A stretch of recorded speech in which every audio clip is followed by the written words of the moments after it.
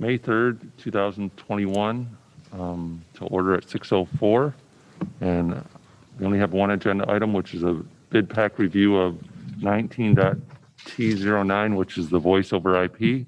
I'm going to turn it over to Tom Zucchino from Metro Technologies to explain the bid results. Okay, good evening, everybody. So if I can, I'm going to start with the scope of the project, which is pretty much bulleted in the recommendation letter. But this is actually a full refresh upgrade to your whole voice system in the data center, the back end. So we're upgrading, replacing your call manager servers, which route all of the calls through the district. Unity, which provides the voicemail. The emergency responder, which notifies the front desk and certain people in the buildings of if anybody dials a 911 call. It also segregates the buildings by code so that emergency responders know which area to respond to if 911 is pushed. And then the InformaCast, which allows messages and emergency notifications to be pushed to all of the phones throughout the district. So that's pretty much the scope. It does, again, replace servers, all the back end equipment, the routing of the voice equipment, all on the back end in the data center. So we put this out to bid. It is a Cisco-based solution. And unfortunately, we did only receive the one bid from Sentinel. The reason for that is because they get a larger discount from Cisco because they're considered Chippewa Valley's partner. So we did just receive the one bid. So we took the pricing that we received, which is a 55% discount off of net from Cisco, and compared it to another contract that Sentinel is on, which is the NASPO, National Association of State Procurement Officials. They get a 35% discount, so we are getting a 20% discount larger than that national bid. So we are recommending that we accept all the base bid. There is a deduct for the tax of the $46,000, so the total contract award would be the $822,148. The funds are within the bond 2018 bond program, and this work was planned to be completed through the 2018 bond.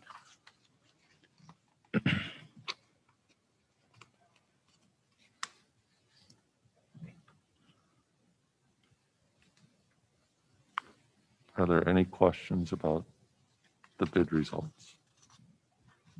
You know, I said when you put it out for bid, is it like advertised in the paper? Or, yeah, it was advertised on the state website, the MyBid website, as well as we sent it out to several other Cisco vendors that we know. But again, it's that discount that Sentinel gets that nobody can compete with. So people don't even bother completing their bid forms or anything. They know Sentinel's on there and they don't want to put a proposal forward. Is that what goes on when you say that? I'm sorry? Is it that those other vendors know that Sentinel's bidding on it, so they won't even take the time to put it together? Yeah, that's the problem. So discount? Yeah, so for instance, they get the 55% discount where the other vendors might only get 49 or 48. And so they can't compete. They feel like they can't compete and don't submit the bids. Is that similar for other school districts around us too? They use Sentinel for their... Especially with Cisco. They call it attaching the deal, which, you know, I hate it. In my opinion, Cisco shouldn't allow it. We try to get Cisco not to do that, to give everybody the same discount. And it's just something that they have with their vendors. Okay, thank you. Mr. Bednard, I do have one question. In regards to this total contract amount, how close is that to what we budgeted for when we did the bond application for this? So we have $650,000 in $660,000 in the base for all of the Unity, the emergency responder, and the InformaCast. The call manager servers, I believe we had 200 and I don't have the exact line item, but that's coming out of the server back end equipment budget. Okay. Which was budgeted. We had a total, I mean, the overall budget in the server was 6.2 million, I'm sorry. Okay. Of which about 250,000 is coming out of that line item. So, but roughly, you know, we were looking at about $850,000 for this piece of it. Yes. Okay. So we came in under budget on that. Yes. Within budget, I would say. Okay.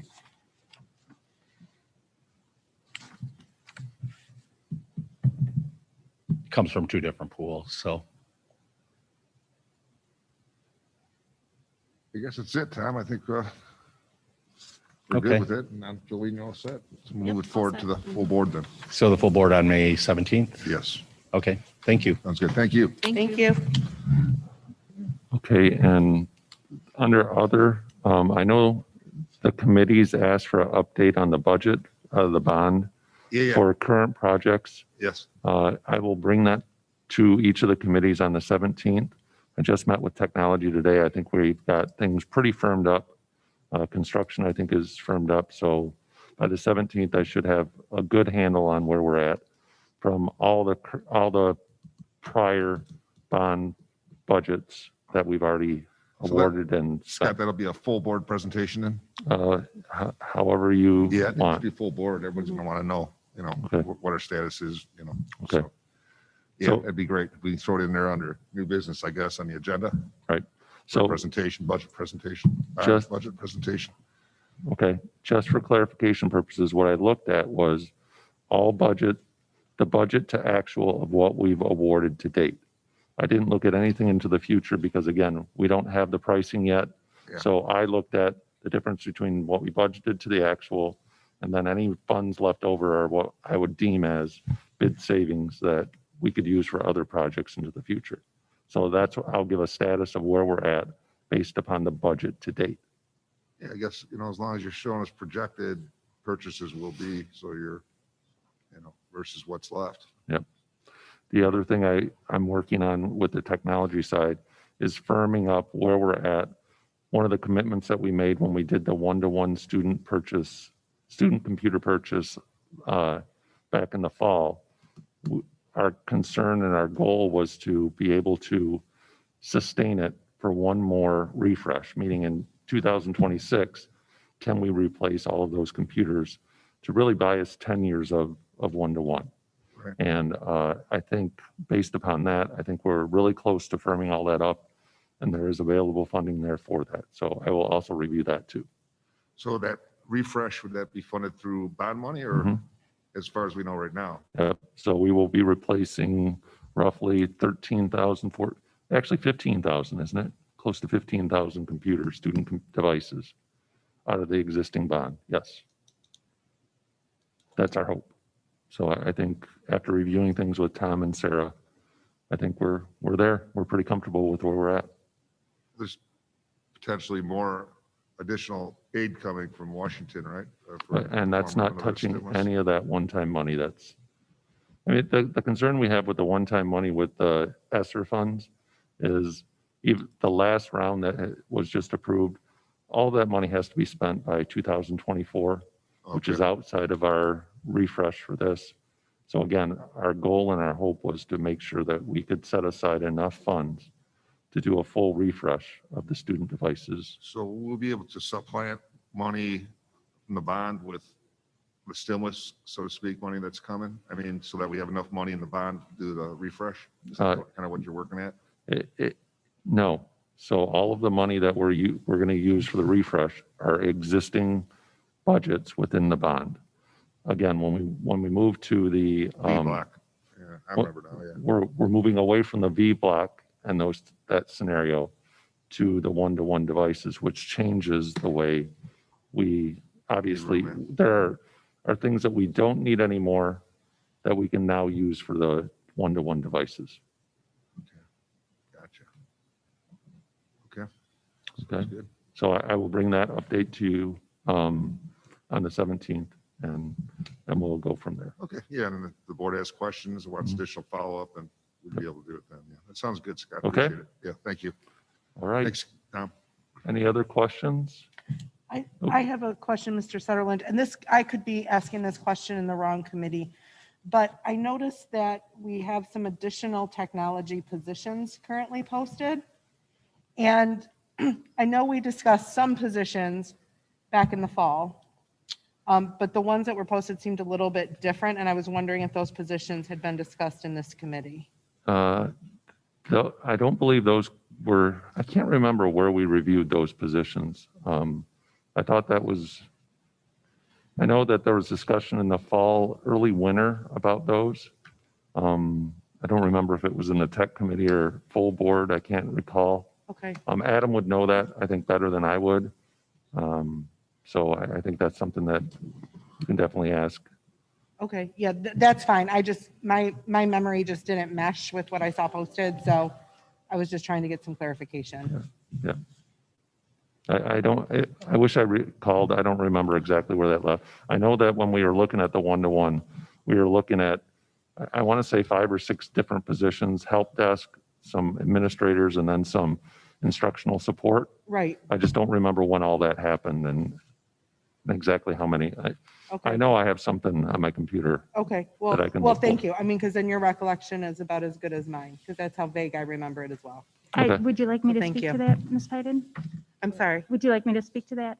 absolutely. The 3 instructional positions were part of the original proposal that we shared with the board back in October. Okay. So they were part of that. They were not discussed as part of this committee. Dr. Blanchard did share some background and information in the last board packet, the one from, I believe it was March 29th, that he'd be posting those with a review of how we had gone through and come to those. But they're the 3 instructional positions that were part of the original Okay. proposal. Got it, thank you.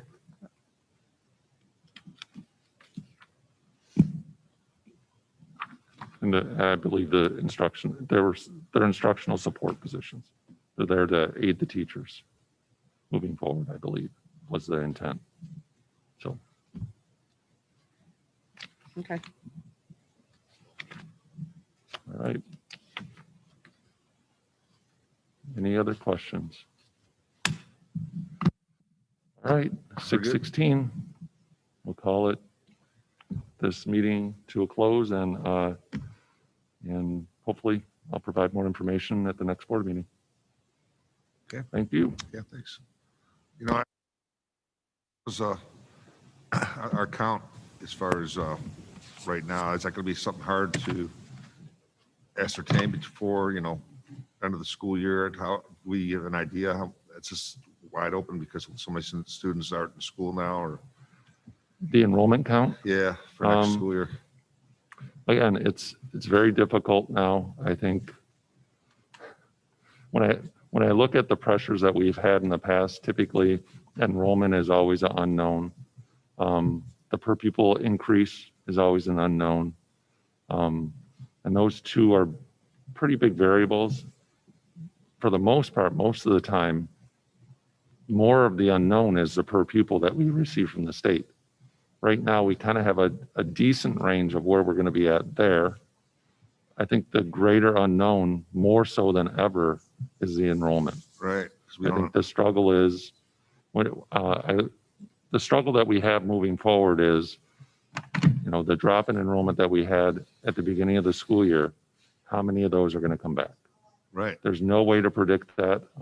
So outside of the normal process of what we would normally project with enrollment, we have a bigger unknown, which is how many returning students will we have. Yes, how we're going to have to hire, or, we have 60 teachers that are probably going to leave, right? So again, you layer that more unknown status with the enrollment, that creates an even more difficult handle to put on staffing. Yeah, it's So the 60 teachers that are retiring, what happened? How many of those do we have to replace?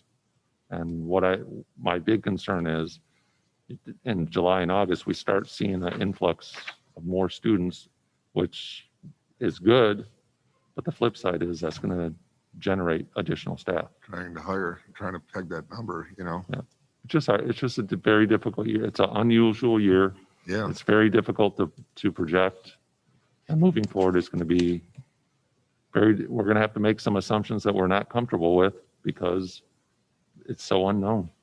so they could sign up for school right to the day of school Or after. or after. Yeah. So you could have 100 kids come out of nowhere. Correct. So we're going to have teachers hired, ready to go. Uh, Gonna have, whether they show or not. Right? So from a budget standpoint, correct. Think about the staffing standpoint. I mean, where we are with teachers right now and having to hire teachers at the last minute, it could become very problematic for us. Is there a communication that we could mail hard mail, snail mail or something to all families that, or put some, is there some kind of plan so that we can somehow get an idea what that number will be? We've had some internal discussions about what we're going to do as a follow-up. I think we're still kind of batting things around to figure out exactly how to really address that issue. We're not quite sure what to do, but we have had internal discussions about those. Probably, maybe, as we get into the summer, have a personnel subcommittee meeting perhaps, and, share that with them, what your progress is and what your plans are. Probably I a good thing at the time. I think definitely Dr. Blanchard can probably address a lot of that. I think the difficulty again is we'll know more as the summer progresses. The problem is we're running out of time. Right. So it's going to be problematic for us. It will. Well, for everybody. Mhm. Every school district's going to face that very same question. Well, we have the variable of 60 teachers. That's what Yes. other districts don't really have. And Yeah, that's so it's going to create some problems, I think. it's a retirement's going to be helpful in that, hopefully nobody off or see how it plays out, the numbers. But okay, well, keep an eye on that. It's going to be interesting to see how that unwinds. She's going forward.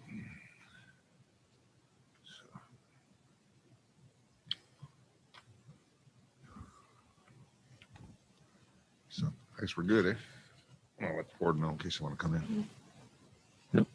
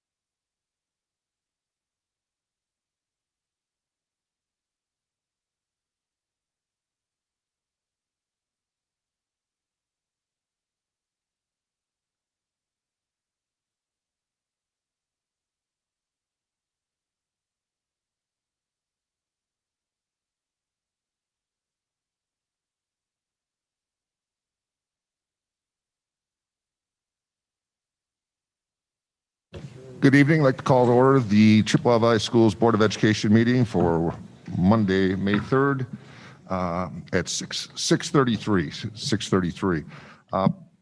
We excuse Mr. Sobal tonight. He's not able to attend the meeting this evening. Please stand for the pledge.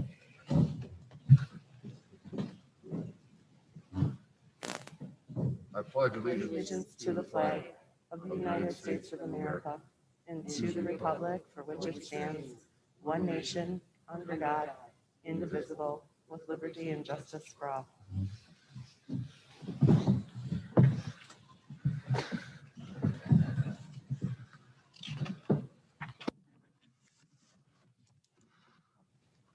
Okay, good evening. Move on to item B, additions and deletions. We have none this evening. There are none. Moving to C, recognition presentations. Mr. Roberts. Sure.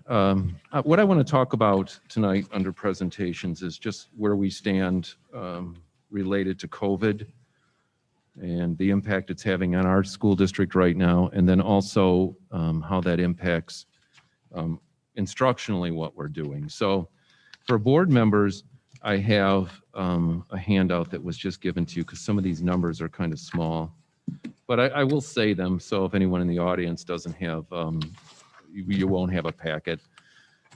Is it up on this screen or what I'm going to talk about? Okay, there it is. So if you can't see those numbers, I'll still say enough that will give you an idea of how we're doing because some of the numbers get a little bit small. So.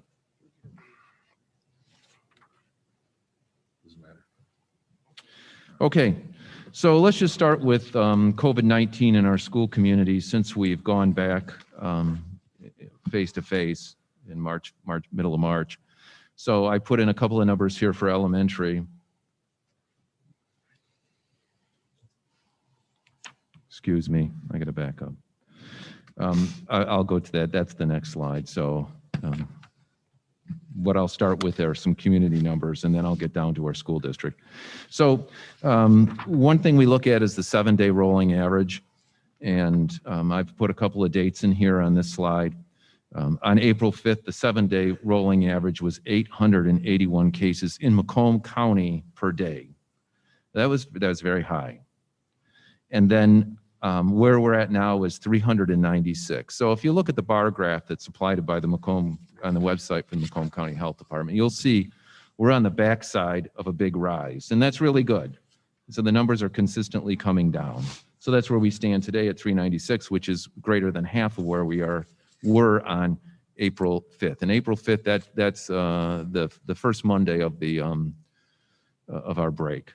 So the days before that were similar to that, not quite as high. The positivity rate is also something we've been looking at, and that also reflects the same thing that's going on with 7-day rolling average. It went as high as 23.8, which is a high positivity rate, and we're down to 17.6. So countywide numbers are improving.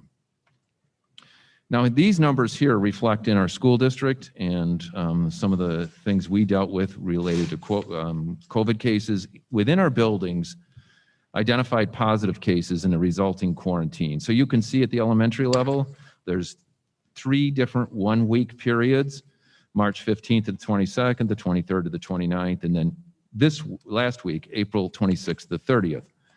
So you can see of those 3 weeks, this past week was the best week, with 10 total cases across our school district, students within our schools, resulting in 67 quarantines.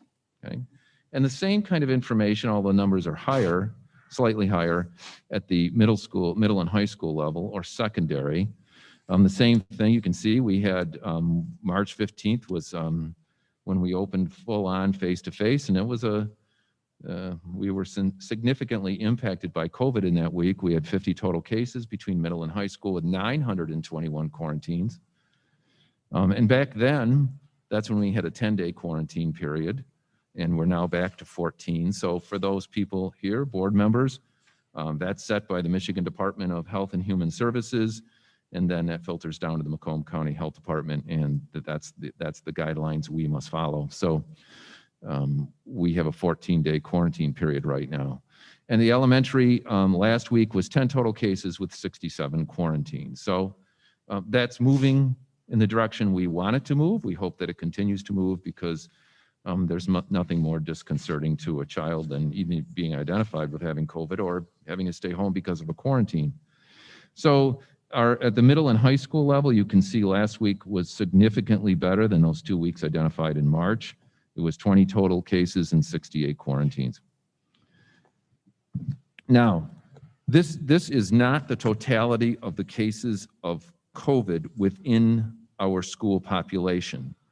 There were 13 additional cases, but these students were not, it had no impact on school. They were not in school when they were positive.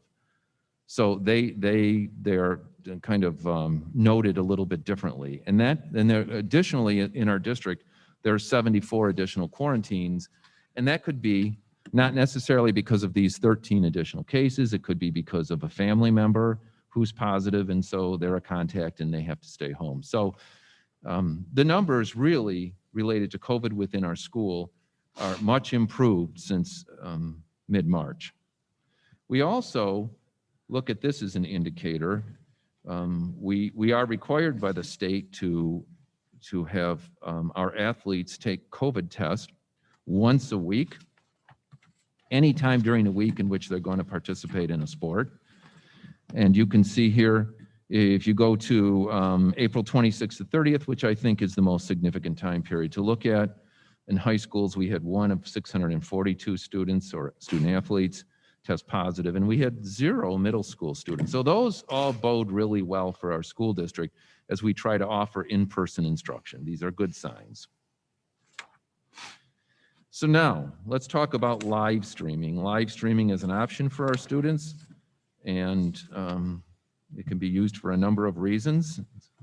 And I just want to show you here, and these were the numbers that get a little bit small, but the point of this slide shows that at the elementary level, between April 19th, when I last presented on this 2 weeks ago, and May 3rd, the numbers of students or percentages of students at the elementary level is pretty consistent of who chooses to come to school and who chooses to live stream. There, if you look at those two figures going across for each school, they're pretty similar.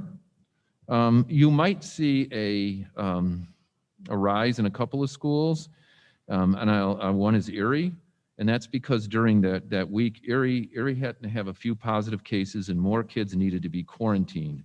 So that's the reason that their number went up significantly. Erie started out as one of our lowest schools as far as students choosing to live stream percentage-wise, and then in this 2 weeks later, it was really the highest elementary school, and that was not by choice.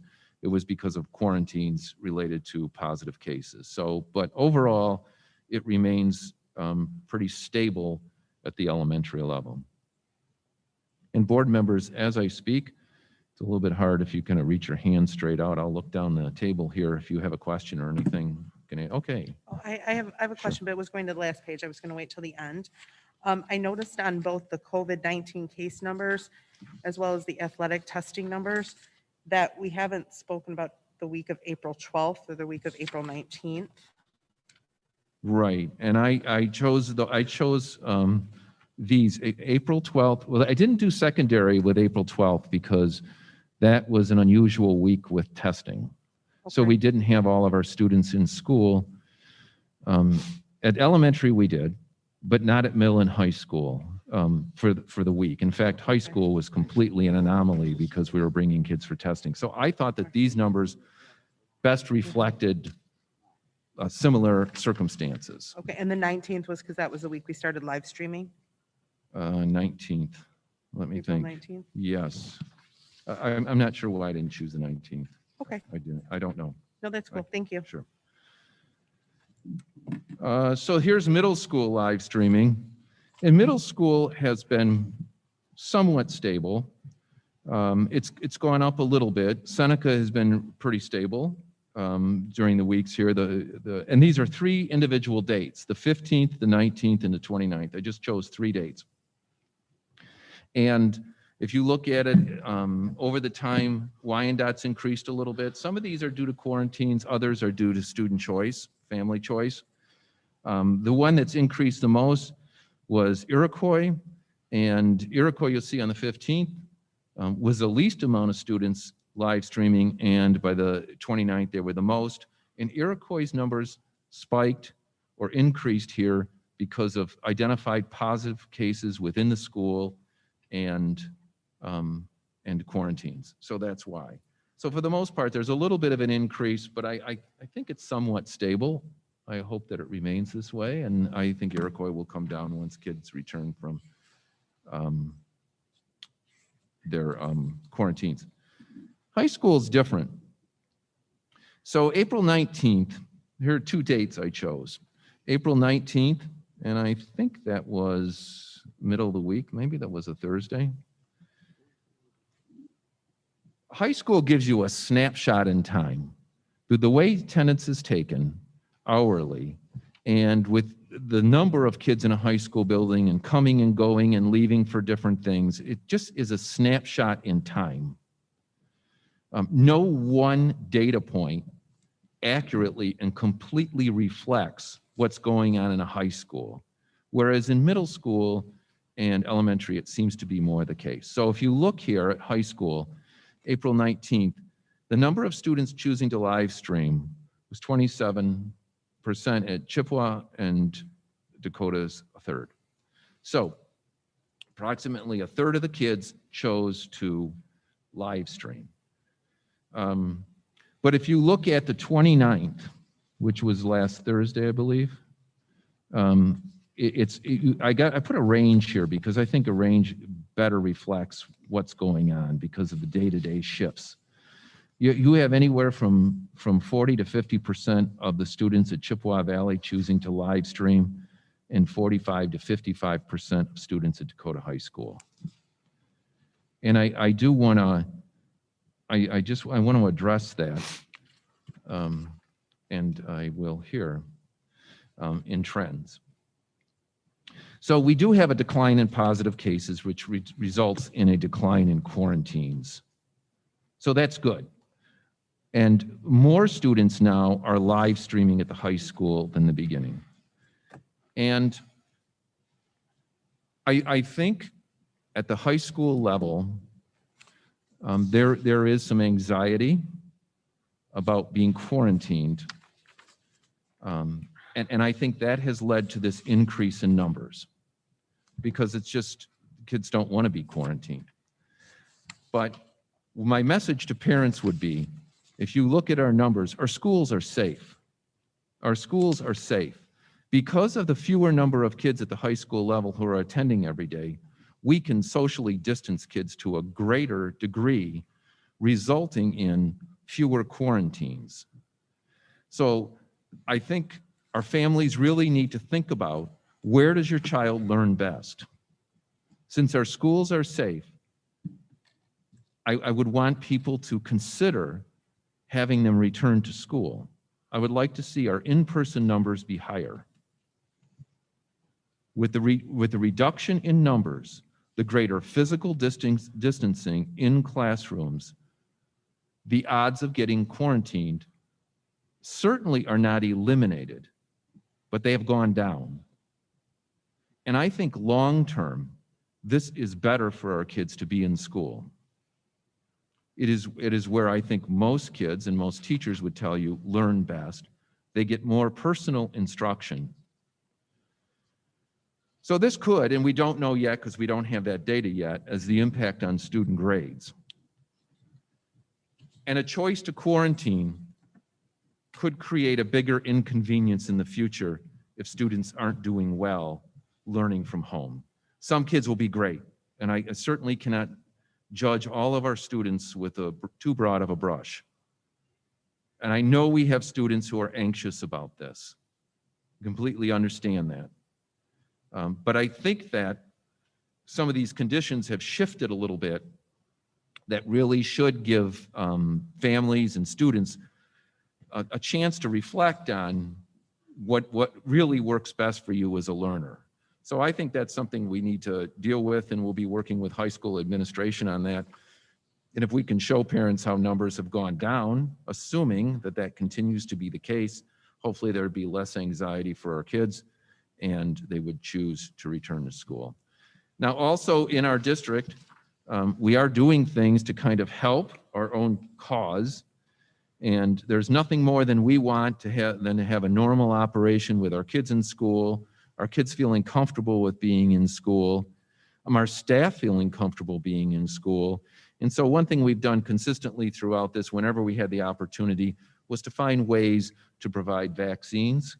And it started with our staff through Henry Ford. And then we also had another staff event through Rite Aid. We held that at Dakota High School. Well, now, and we've advertised this to our parents, because we've opened it to our families now, and we've opened it, not only continue to open it to our staff and their families, but to our school district families, and our age 16 plus students also qualify now under the new guidelines. So information has gone out on vaccinations, because vaccinations certainly are one piece of the puzzle to return to normalcy in our schools and help kids feel more comfortable in school. So right now, vaccines are available and approved at this point for students or young people 16 years and up. Anyone above 16 can get one. And right now we are registering people online for next Wednesday, May 12th at the ISD, conveniently located on Garfield. So we have 2 dates picked for the Pfizer 2-dose regimen. So that's an update on where we are with COVID and our learning model. And in talking to other people, I think around the county, our position right now is pretty good. And I think we can look towards encouraging students to come back at the high school level. So that's it. If there are no more questions, then I'm done with that. Okay. Thank you very much.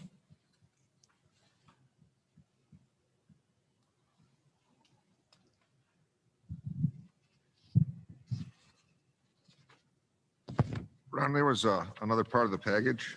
Is that going to be presented later on? Yeah, there's information I want to present that will Okay. be on a slideshow too under administration reports. It's a totally different subject.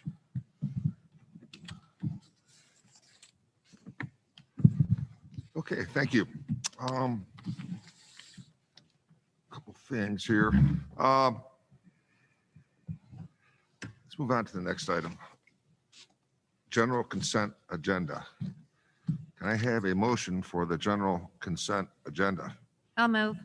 Moved by Mr. Mixek, I'll support. supported by Dr. Andriasco. Anything on the general consent agenda a board member would like removed for further discussion? Table. Hearing none, all those in favor signify by saying aye. Aye. Opposed, signify by saying nay. Hearing no nays, agenda passes. Ms. Pyden, I believe we do have some retirements this evening. We do, and we do have one of our retirees present with us tonight, Mr. Kozlowski.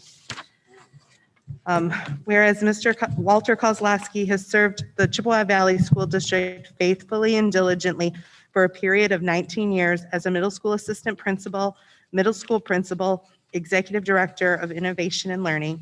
Whereas Walter Kozlowski, through his leadership, has had a positive impact on the staff, students, and the community. Whereas Walter Kozlowski, a conscientious, loyal, hardworking employee, has elected to retire. And whereas Walter Kozlowski will be missed by all his school colleagues. Now therefore be it resolved that the Board of Education of the Chippewa Valley School District, not only on their behalf, but also that of the superintendent of schools and the administration, extend their thanks and appreciation for a job well done, as well as best wishes for the future. Be it further resolved that this resolution, having been adopted by the Board of Education of the Chippewa Valley School District on the 3rd day of May 2021, be made a permanent part of the records of the school district, and a copy sent to Walter Kozlowski as an expression of our appreciation.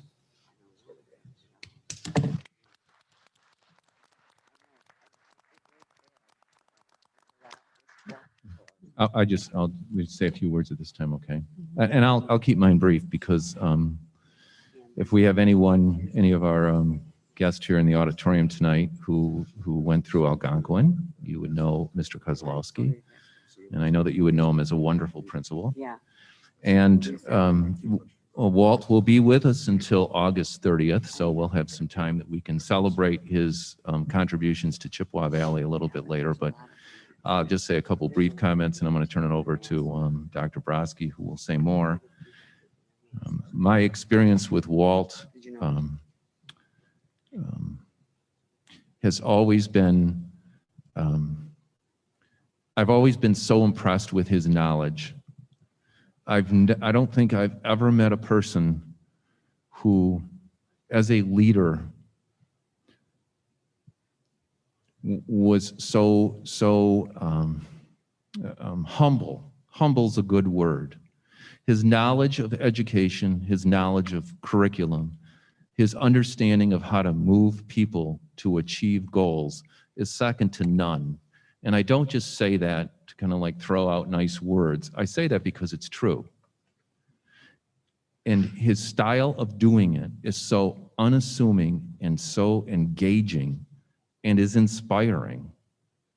Sometimes we visualize leaders as those people who can stand up before us and present things that are, in a sense, and I'll use a strong word for this, bombastic. And that is not Walt. The way he inspires is so real and so quiet that he ropes you in, that you want to do something. That, combined with his knowledge, makes him such a wonderful school administrator. So when Walt leaves here, this is not the ending of anything. This will be a beginning. And I'm excited for him.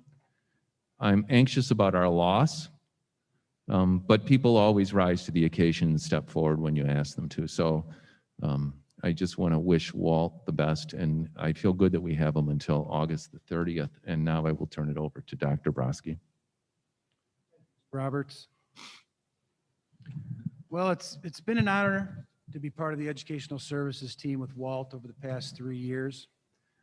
He was instrumental in the transformation of the department with his vision for innovation and learning in the areas especially of reading and the development of a guaranteed and viable curriculum.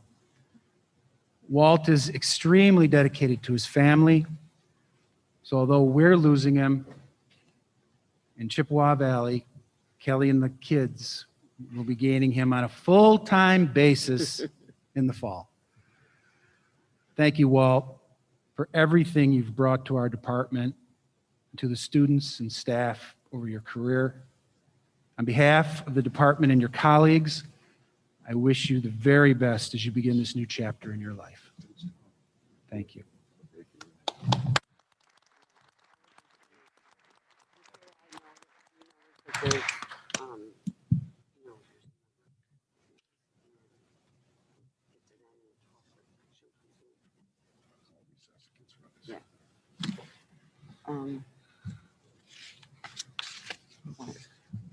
We're just reading the one resolution. Yeah. Okay. And we have a handful of retirees who are unable to join us this evening. Whereas Thomas Kaniga, Dolly Childress, Susan White, Victor Horn, and Deborah Redmond have served the Chippewa Valley School District faithfully and diligently for a period of 17 years as a bus driver, 13 years as a parapro, 25 years as a parapro, 24 years as a mechanic, and 20 years in the clerical unit, respectively. Whereas Thomas Kaniga, Dolly Childress, Susan White, Victor Horn, and Deborah Redmond, through their leadership, have had a positive impact on the staff, students, and the community. Whereas Thomas Kaniga, Dolly Childress, Susan White, Victor Horn, and Deborah Redmond, conscientious, loyal, hardworking employees, have elected to retire. And whereas Thomas Kaniga, Dolly Childress, Susan White, Victor Horn, and Deborah Redmond will be missed by all their school colleagues. Now, therefore, be it resolved that the Board of Education of the Chippewa Valley School District not only on their behalf, but also that of the superintendent of schools and the administration, extend their thanks and appreciation for a job well done, as well as best wishes for the future. Be it further resolved that this resolution, having been adopted by the Board of Education of the Chippewa Valley School District on the 3rd day of May 2021, be made a permanent part of the records of the school district, and a copy sent to Thomas Kaniga, Dolly Childress, Susan White, Victor Horn, and Deborah Redmond as an expression of our appreciation. And we wish them all the best, as we are certainly losing some valuable experience. Yeah, I would just like to add on those retirees there, not including Walt, if I did my adding correctly, it was 100 years of experience or service to the school district, and all of these people play very important roles. I'd like to add that I think regardless of what you do in our district, it's an important role. Each one is important, but and when you think about Victor as a bus mechanic, extremely important. He's kind of the rock of that department. He's been there a long time. Debbie Redmond in her service and keeping our technology running. Susan White is a parapro, 25 years of service to our district. Dolly Childress also is a parapro, 15 years. You think of the difference they have made in the lives of kids over that period of time. And someone we can't thank enough, Thomas, who's retiring at the end of this year as a bus driver. First person to greet children in the morning. So all very important jobs. I just like personally wish all of these people best of luck in retirement, a long, happy, healthy retirement. And I would tell any of them that we're always looking for sub bus drivers. They can name their days and we'll train them. So thank you to those people for their service to Chippewa Valley Schools. Mr. President, You know, I just wanted to say, well, first of all, that we did hire a new teacher this evening. I don't know if they're present or on the line, but They're here. They They're are here. here. Anne Marie Ivaldi. There's Anne Marie. Congratulations, Anne Marie. I just wanted to recognize her, especially if she was here in person. And I just want to say a couple words about, I've been on the board for a very, very long time, and I know a lot of staff, and the staff talks, about central office people. Everybody gets that impression about people. But I just want to say, I'm very sad to see Walt go. I understand his reasons, but I've never, ever heard a staff member that has not been impressed and inspired by Walt Kozlowski. And for that, I'm sad to lose you, Walt, but I'm happy for you and your family. And of course, I wish you well. But if you decide to rescind your retirement, that would be very well received, at least by me. So congratulations, Walt. I hope you and your family will thrive with you. I know they already are, but they will continue to thrive with you at the helm, and you will be hard to replace. Thank you. any further comments by the board? Okay. Wish all our retirees the best of luck in retirement and thank them for their many, many years of dedicated service to our community. Okay, next we're going to move from the community, but I got to make an announcement before I do so. We do follow Michigan Department of Health and Human Services guidelines in our district. We must, okay? And we ask, because we know some folks are not comfortable or not wanting to wear the mask, but yet like to attend the meeting with the board.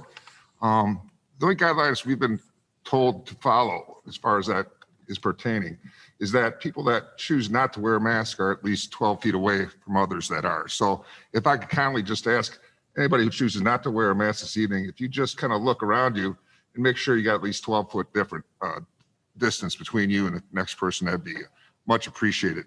And then we can continue.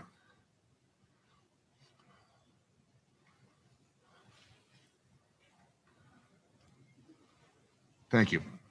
Thank you. Mm-hmm.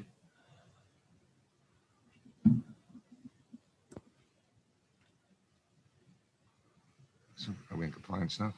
I don't think so. I see anybody where it's not? The lady on the aisle isn't, but whatever. She's with two of them together. Right. I ain't gonna stop that. Whatever. I asked her. Okay, thank you very much. With that said, before we start from the community, and I have quite a few requests this evening, a couple things. As I just said, the school district does follow Michigan Department of Health and Human Services guidelines, as you know. So a lot of people tonight are wanting to address the mask issue. As you can see some of the signs out here, and I've seen this. And I folks just need to understand that if those guidelines would say we didn't have to wear a mask, we would, but we have to follow the guidelines. So we want to hear your comments this evening and want to hear what you have to say and your beliefs. And we look eager to hear than that.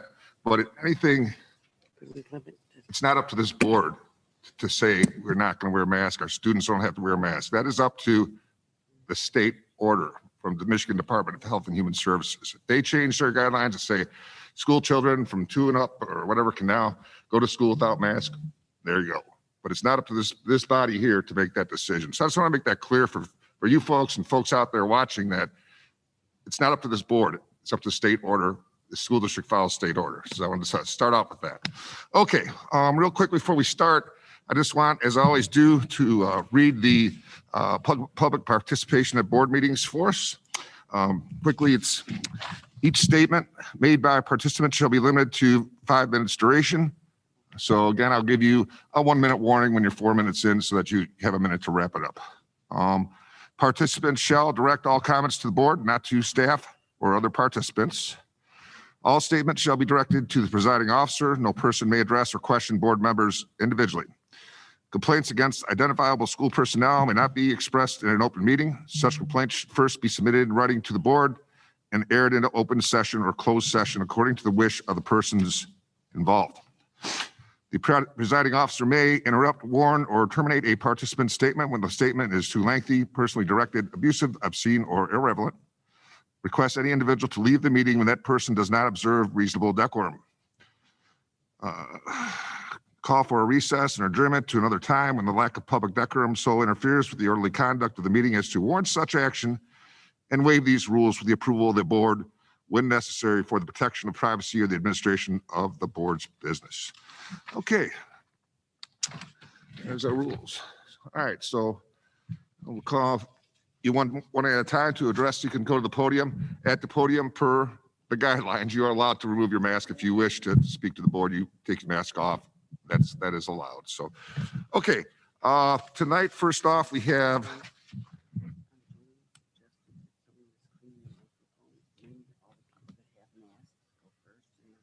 okay. Yeah. Do we have a way to clean the microphone, Ms. White, between participants? Okay, that's excellent. Thank you. Okay, so first up, we will have Miss Monica, and I'm sorry if I pronounce your last name incorrectly, Radko? Radko?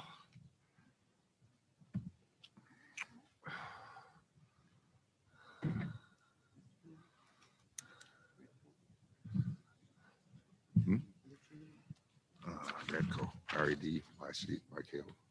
Hello, thank you for letting me be here tonight to voice my opinions and concerns. First, I wanted to thank the administration and the board members who voted to keep our students in school and continue with our full face-to-face plan. This is what a lot of parents have wanted, a choice. This school year has been exhausting, overwhelming, and disappointing. I do have empathy for our administration and our board members. This has been a very challenging year. I'm sorry, Ms. Radko, can you pull that mic closer to Yeah. you? I'm having a hard time hearing what you're saying. Can you hear me better now? Yes, Okay. much better. Thank you. This has been a very challenging year. There are some things that concern me about the logic of how things were done this school year. Every single board meeting that I watched, we heard that things were being done based on data and science. I will never understand how back in September, our students were unable to attend school in person because of the data that made in-person school too risky. Yet, here we are in May with numbers much higher than they were in September, attending school 5 full days. In reality, our children could have been attending school full-time since September if this district and the board members put our children first instead of politics. Parents have questioned why a district like L'Anse Creuse, which is a neighboring school district, has been in school full-time since September. According to the ESSER report, Chippewa Valley has about 15,500 students, and L'Anse Creuse has about 10,000. Yes, Chippewa is bigger, but L'Anse Creuse still had 10,000 students that they needed to protect. They were able to allow their students somewhat of a decent school year. Here at Chippewa Valley, our students have been tossed around like ping pong balls, starting the year virtual, going to hybrid, back to virtual, back to hybrid, almost full-time, and finally full-time. Children strive on structure and routine. How are children supposed to excel at school when they are constantly having their routines changed? The street that I live on is actually 2 different school districts. My half of the street is Chippewa, and just down my street is Lands Crews. I get information about Lands Crews schools all the time, and I thought about switching this year, and we didn't, and that was a mistake. Chippewa is known to be an amazing school district. I never thought my child's first year of school would be filled with so many ups and downs. I watched my kindergartners struggle with virtual school. I watched other kindergartners struggle with virtual school. My son's teacher has done an amazing job this entire time, but kindergartners do not learn best through a computer. As a former kindergarten teacher, I am very qualified to tell you that. I watched my son become very anxious with the virtual learning. I literally had to sit by him the entire time he was on the computer. If his teacher asked him to find a paper or complete a task, he would get so stressed out. You know what I learned? You know what I heard all day long from his classmates? They're asking for breaks and all the time when school would be over. It was so disheartening to listen to these 5- and 6-year-olds not enjoying school. Kindergarten is a magical time in a child's life, and I pray that this year does not affect these kids' love for school. Right now, I am thankful that we are full-time because I know that some districts still are not. Next, I would like to discuss this ridiculous mask mandate on our children. This may be my first time speaking, but not the first time the board, superintendent, and assistant superintendent have heard from me. I've been expressing my concerns about having to mask my child for months. Masking children is tragic, unscientific, and damaging. I've shared many articles that show that masks do not stop the spread of the virus. I could share with you fact after fact about why face masks do not work, but a parent at the last meeting did an excellent job sharing those facts. What I'm going to share with you tonight is real-life data about why wearing a mask should be a parent's choice. My friend is a 2nd grade teacher in Forsyth County, Georgia. It is the 6th largest district in Georgia, which I think Chippewa is too here. Her school has had in-person instruction since August. The choice is left up to the parent if they want their child to wear a mask. She said some kids wear them and some kids don't. Since August, her classroom has had 1 case of COVID. Yet here in Michigan, we are being forced to mask our children up to stop the spread. We already know that the virus isn't being spread in the classroom, but yet we are making our children cover their mouth and nose for hours and taking away their facial expressions. When the school district decided to go back to face-to-face learning with the whole class, I asked my son if he was excited. Instead of being excited, he broke out in tears because he said now they won't be getting mask breaks inside of the classroom. What are we doing to our kids? What are we doing? My 3-year-old has been able to attend preschool mask-free since September. Her classroom, not her class, has had 1 COVID case. I checked the data for Little Turtle, and since October, there has been 8 cases, with 5 of them being students. For 5 students, we are now required to mask our 2 to 4-year-olds. Are you okay with this? Let me repeat, we are masking 2 to 4-year-olds for 5 cases. When will the board members and the school district stand up and say enough? You are the voice for our children, and being one of the largest districts, you can make an impact, but yet you're silent. Just like when it comes to testing our student athletes. Other school districts have spoken up about that, but yet again, Chippewa remains silent. Lastly, I wanted to let you know that parents are coming together because we've had enough. We are done with the mask, and we are done with canceling our children's experiences. I am now a chapter chair for an organization called Moms for Liberty in Macomb County. If you haven't heard of it, let me tell you a little bit about it. I'm sorry, one minute. This group was started by 2 moms in Florida that used to be school board members. They have 19 chapters in 12 states, and they continue to grow. Moms for Liberty Macomb County is dedicated to the survival of America by unifying, educating, and empowering parents to defend their parental rights at all levels of government. What's amazing about this group is it's not just parents from Chippewa, it's parents from all over Macomb County. Parents do not want to co-parent with the government. When it comes to our children, we know what's best for them. We look forward to working with our school district and our board members to create the best education possible for our children. And I wanted to end with this. This was a small paragraph from greatschools.org about board members. The behavior a school board demonstrates at public meetings, how well they work as a team, and the relationship that members have with your district's teachers and administrators and family add up to the climate of a community's public education. Healthy or dysfunctional, inspired or narrow-minded school boards can make or break the quality of your local school system. Thank you. Thank you.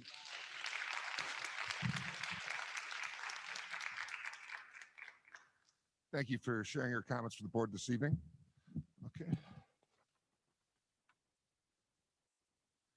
Next up, I have is it Ms. Gerard? Gerard?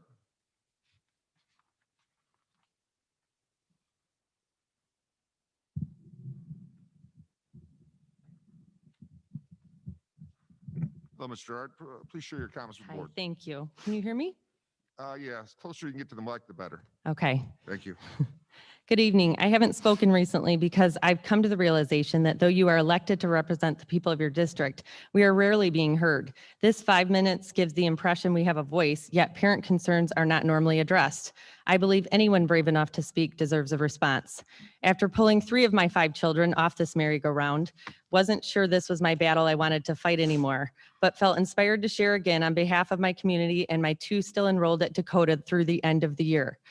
I would like to remind you all that myself and hundreds of other researching parents, including doctors, nurses, speech therapists, psychologists, and the likes, believe masks are detrimental and harmful to our children and only the illusion of safety and need to become a choice immediately. So much could be presented, but not in 5 minutes. 2 awesome moms last meeting shared wisdom and data. I encourage you to go back and listen. It seems only one of you cares about getting your hands on real data or numbers, and those who push for data that matters are bullied and condescended. This is foolish. It's also absolutely absurd that a board member be allowed to leave the room because another healthy board member removes their mask to speak. And I'll tell you from experience, the way healthy students are being treated over these masks is borderline abusive and psychologically damaging. Mind you, my children have been taught to respect authority even when we disagree with them. My 9th grader gets lightheaded every single day. My kids have experienced severe humiliation in front of classmates. Oftentimes their mask cannot even accidentally fall below their nose for a second without someone ordering them to pull it up. Teachers have threatened tighter masks if they pull it down for any reason, and they have witnessed this being enforced. They are also constantly indoctrinated that if the controversial, scientifically unproven masks, either disposable containing harmful chemicals with verbiage right on the box, they do not prevent coronavirus spread, or cloth that become bacteria magnets aren't worn, they will cause someone to get sick and die. I was confronted by a teacher at pickup that my children must wear it outside over their nose until they enter my vehicle. None of us should be okay with kids wearing masks outside ever. There is nothing scientific about this. It lacks even basic common sense. It has been said by a doctor I know, good science is born of a skeptical mind. Political science, on the other hand, is born from rhetoric and self-absorption. Speaking of common sense and science, these quarantines need to go. Did you know quarantine of healthy students are not even enforceable by law in most areas? And if you trust your mask so much, why on earth are they're even necessary? Check out the Sheboygan-Claremont court case. It's been over a year since Slow the Spread, and we all know children are not getting deathly ill of this virus or spreading it, but they are committing suicide in record numbers. You are 100% infringing on these students' liberties for a virus that most need to be tested to know they have. It's no wonder most high school students are choosing to live stream. All of this causes unnecessary student anxiety. Oh, and by the way, this same group of growing number of parents will be against mandatory experimental COVID vaccines as well. A Beaumont nurse disclosed a couple of weeks ago that a very large number of COVID patients, guess what, had the vaccine previously. Another nurse I know personally showed me an article from a nursing COVID site. Many nurses get their up-to-date info and studies. They posted an MIT study, and there was talk that measures being taken aren't as effective as everyone thinks. But sadly, the next day, the article was edited to slant the opposite direction. There is something wrong on every level with this and other censorship happening today. I appreciate the sacrifice you all make of your time to serve on this board and realize a year like this would be incredibly draining. But for heaven's sakes, do it with integrity. Stop sweeping serious accusations under the rug about board members and telling parents to go to the governor if they have concerns. Terminating good subs for no good reason, contacting employers of parents with opposing views, show transparency and investigate these situations. Quite frankly, the way some of you have been conducting yourselves is embarrassing, to say the least. Did you know 62,000 students are unaccounted for in the state of Michigan without formal withdrawals? Go figure. If you want to keep losing students and funding, keep bowing to government overreach, pushing forced masking, quarantines, testings, vaccines. That being said, it's not too late to turn it around and make your community proud.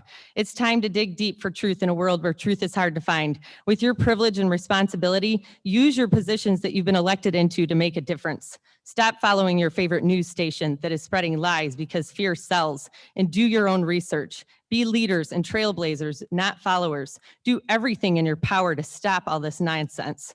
Like-minded parents, grandparents, doctors, lawyers out there listening, stand up, speak up. There is power in numbers. We need to hold the line before things get worse. I'm not sure why God saw fit to bring me in front of this board and community again after I said, no thanks, I'll do what's best for my own.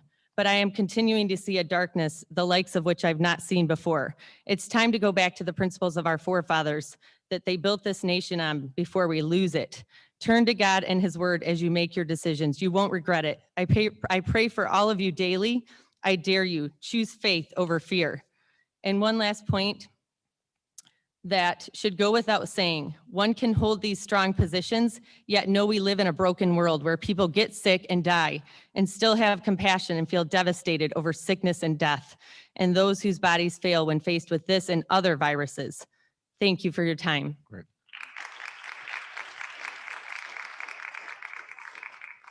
Thank you, Ms. Gerard, for your comments this evening. Okay. Next up, I have Ms. Zielinski. Ms. Zielinski? Oh.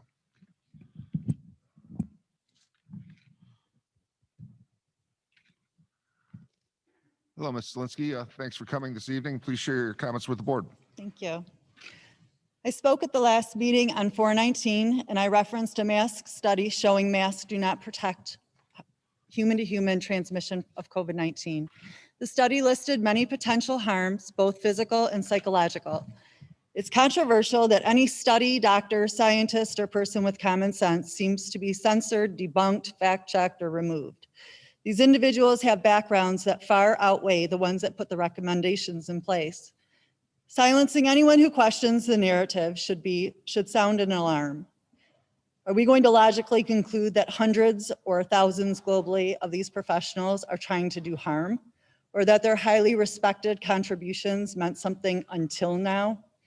This evening, I will quote the summary portion of Dennis Rancourt, PhD, in his review of 32 other scientific reports of harm caused by face masks.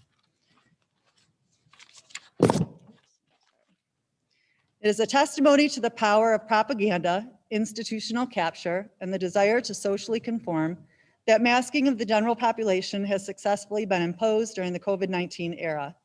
The harms from this imposition are palpable and potentially long-term and gargantuan. Not the least is the psychological training of the public to comply with an absurd measure that has direct personal negative impact. I review the mounting evidence of the obvious. Universal masking harms people and the society without a detectable benefit. We can simply look at the packaging labels for the masks that the schools pass out to our children. The label states the general use mask cannot eliminate the risk of contracting an infectious disease or cannot protect from coronavirus. In a pandemic, the board with its return to school plan is not tethered to the recommendations of the CDC or politicians. We, as the parents, elected you to protect our children. And every day you ignore the potential physical and psychological harms of masks. You are not protecting our children. Headaches, sleepiness, dizziness, feeling ill, breathing issues, and more should be red flags when science and data tells us that the children are not affected and that not affected by the virus, and they are not super spreaders. Damage control must start tonight.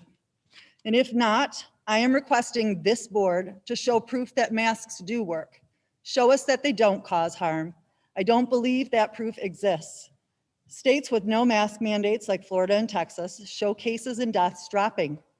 A precautionary principle to demonstrate the absence of significant harm by the government was not followed for masks in the COVID-19 pandemic. In the parental rights section of the Michigan Department of Education, which you are tethered to, Section 380.10 establishes the role of the parent as a partner in their child's education and ensures positive educational setting. It states, it is the natural fundamental right of parents and legal guardians to determine and direct the care, teaching, and education of their children.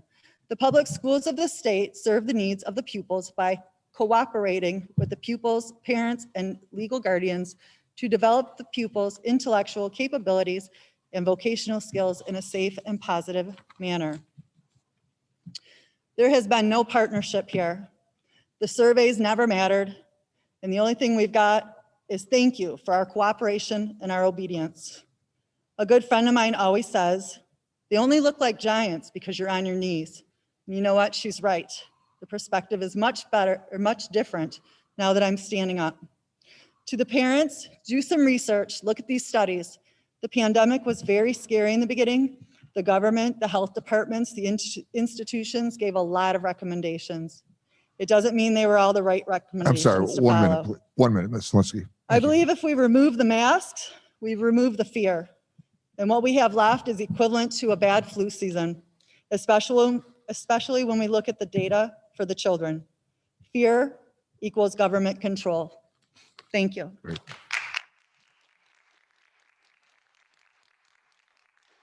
Thank you for sharing your comments this evening.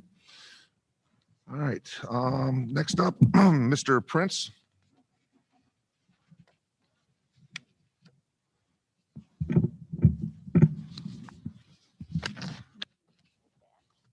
Hi, Ms. Prince. Thank you for coming this evening. Please share your comments with the board. First off, I'm going to say I'd like to say thank you to all the Chippewa Valley Schools teachers. They, like our students, have been stuck in the middle of a political shell game. Back and forth between in-person, remote, hybrid, and back again has been as difficult on them as it has been on the parents and the students of this district. So I commend them and thank them for their efforts in this. Now it's time for the administration to do something about the ridiculous quarantines in our district. Close contact quarantines are not mandated by law or order. Contrary to what the superintendent just stated, they are only guidance and suspect at that. The Macomb County Health Department is not an elected body. The MDHHS is not an elected body. You are an elected body. You have the local rule, not the health department. The Michigan Court of Claims Judge Michael Kelly and the 53rd Circuit Court Judge Aaron Gauthier have both ruled that these quarantine guidelines are not enforceable as law or mandate. As such, you have the power to make the rules for our district, and that makes sense. This is just a partial list of the districts and counties that have already moved in that direction. Grosse Pointe Public Schools, Plymouth Canton Public Schools, Royal Oak Public Schools, Livingston County, Ottawa County, Mount Pleasant Public Schools, Caledonia Public Schools, and Saline Public Schools. I question why we have 6 feet and 14-day quarantines and have masks on our kids. If masks are effective, why do we have quarantines? If we have to quarantine, why are we wearing masks? I've seen all kinds of references that masks do and do not work. I do know they hinder breathing. Last week or 2 weeks ago when I addressed this board, I was getting short of breath just speaking to you with my mask on. And just recently, an athlete in Oregon passed out from oxygen deprivation at the finish line of her 800-meter race because she was forced to wear a mask while running in a track meet. This is ludicrous. It is time to get rid of these silly rules that do nothing to protect us. The COVID-19 learning plan, which you have on the agenda for tonight to vote to reconfirm, is controlled by you. You have the power to change it. You have the power to remove silly, do-nothing security theater rules and implement rules that make sense. Not like the silly rules that came down from on high last year, like those that said motorboating was bad, but rowboats were good, or paint from Walmart and Home Depot was bad, but paint from a paint store was good. Make rules that make sense. Get rid of the masks or the quarantines. Better yet, get rid of them both. Other states have done away with their masks and have lower case rates by population than we do. Why is that? Could it be that the masks are inhibiting our immune systems? There is real-world evidence, not just conjecture or hypothesis, that the masks are actually making COVID case rates worse. Masking, especially in younger children, just leads to more and more face touching, one thing that we've been told consistently to avoid from the very beginning. Decisions that affect the health of our children is the right of the parents and the parents alone. You do not have the right to make health decisions for my child, just as I don't have the right to make them for yours. If a parent decides that their children should wear masks, that is their choice to make, and I take nothing away from that. Just as it is a choice for the parents to sign up for CVVA or participate in live streaming. Those are the parents' choices for what is best for their families. But now we have parents that are keeping their kids home and live streaming because masks and quarantines are making it impossible for them to live a reasonably normal life otherwise. They are doing it so their kids can stay in their sport or dance class, karate lesson, or whatever extracurricular activities they partake in. I'm sorry, Mr. Prince. 1 minute, please. Thank you. It's time to fix that, restore the parents' choices, remove the masks and the quarantine mandates. Thank you.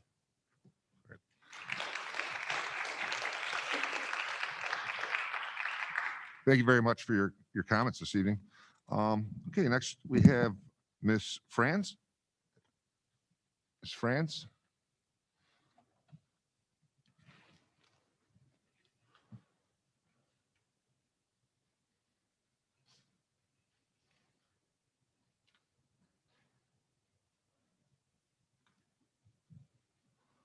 Hello, Ms. Franz. Thank you for coming this evening. Please share your comments with the board.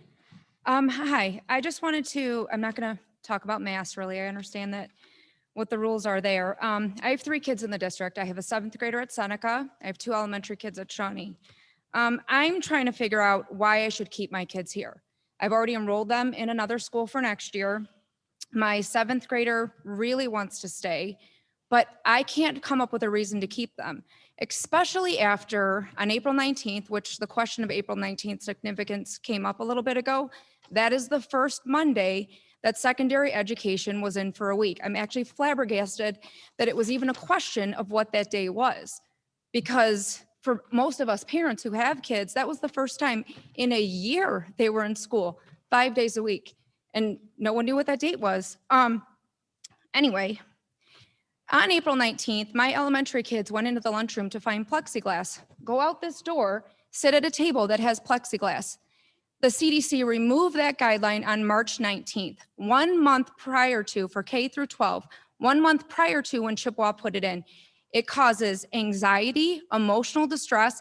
It does nothing to prevent quarantine, and elementary goes from that lunchroom to recess with the same kids without a mask.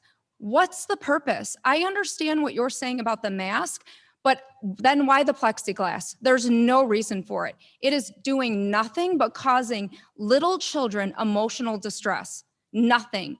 It is theater. It's making somebody feel comfortable about something that doesn't even work.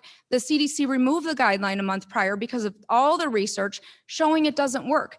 And it's decisions like these that make people like me think, why am I keeping my kids here? Why am I keeping them in this basically emotionally abusive relationship? There's so many times you guys have done this. You added masks to the dress code before the CDC said it was necessary for lower elementary. You added it to the dress code. So it wasn't a guideline then, but you guys put it in. You closed elementary in November, even when the state health department and the governor said it wasn't spreading in elementary schools. So you can't pick and choose when you want to follow the rules and when you want to make people happy and coddle them, even when the science doesn't, it's not there. And how can people educating my children be following these? Like, you're making educational decisions for my kids for the rest of their life. And my son wants to go to MIT one day. How am I supposed to think that the people making educational decisions could ever get him into a science college like that? You're not following science now. I get the mask. I get that it is out of your control. I understand not everybody is meant to stand up and, be different and stand for something amazing. But at least when the science is in front of you, follow the science. Take the damn plexiglass, excuse my language, take the plexiglass out of their lunchrooms, especially elementary. It does nothing, especially when they're gonna, play on the monkey bars? It doesn't make any sense. And it stresses them out. Talk to the principals. We have kids who are crying and going into panic attacks, and parents are coming up to the elementary schools, eating lunch in the car to go back in and go play with their friends. It has to stop. And I need a reason to keep my kids here. Up until this year, I was told when I emailed administration, don't judge it by this year, but I have to judge it by this year because the damage done this year will take years to recover. The kids who are behind, the elementary kids who are suffering academically we all know this. We've been taught this since they were babies. It takes years to cover that. It takes years of anyone who's had any sort of mental health disorders, anxiety, it takes years to recover from that. I have to go by these decisions keep being made. You just did it April 19th. You just made another decision that went against the CDC that put them under emotional distress. So give me a reason other than, and I will say the only reason that I have even considered keeping my 7th grader in this district is because Seneca has the most amazing choir program and choir teachers ever. And it is those 2 teachers that have even given me pause. I will say my elementary kids have had wonderful teachers this year. We've had a great experience up until this year, but it's emotionally abusive. My 5th grader cries every night since the 19th. I'm sorry to interrupt. 1 minute, please. Wrap it up. Okay, Please she continue. cries every night. It stresses her out. Virtual stresses her out. My 2nd grader tells me how her teacher, not her regular teacher, somebody she comes in contact with in the school, is afraid of her. Mom, she thinks I'm sick. I told her I already had COVID. She can't get it from me again. I'm fine. She doesn't have to be afraid of me. My 8-year-old thinks the teacher's afraid of her. So this board needs to do a better job of educating the teachers of the actual risk, because we have enough data now. We're what, 14 months in, 13 months in, however many months in, there is more data. We know how it passes. We know how it doesn't. Take the plexiglass out. Go sit there. At least start with that. Recognize that was a bad decision, and those need to go in the lunchroom. Thank you. Okay.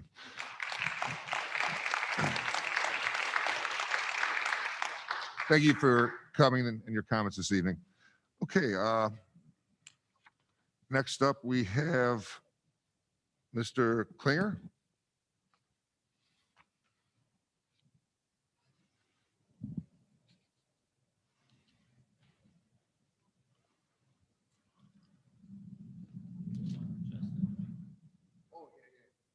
Mr. Klinger, thank you for coming this evening. Please share your comments with the board. You can probably just push down on that handle. We're good. Sir, can you help him with that? Can you hear me? Move it up for him. Yeah, you can swing it. Yeah, you got it.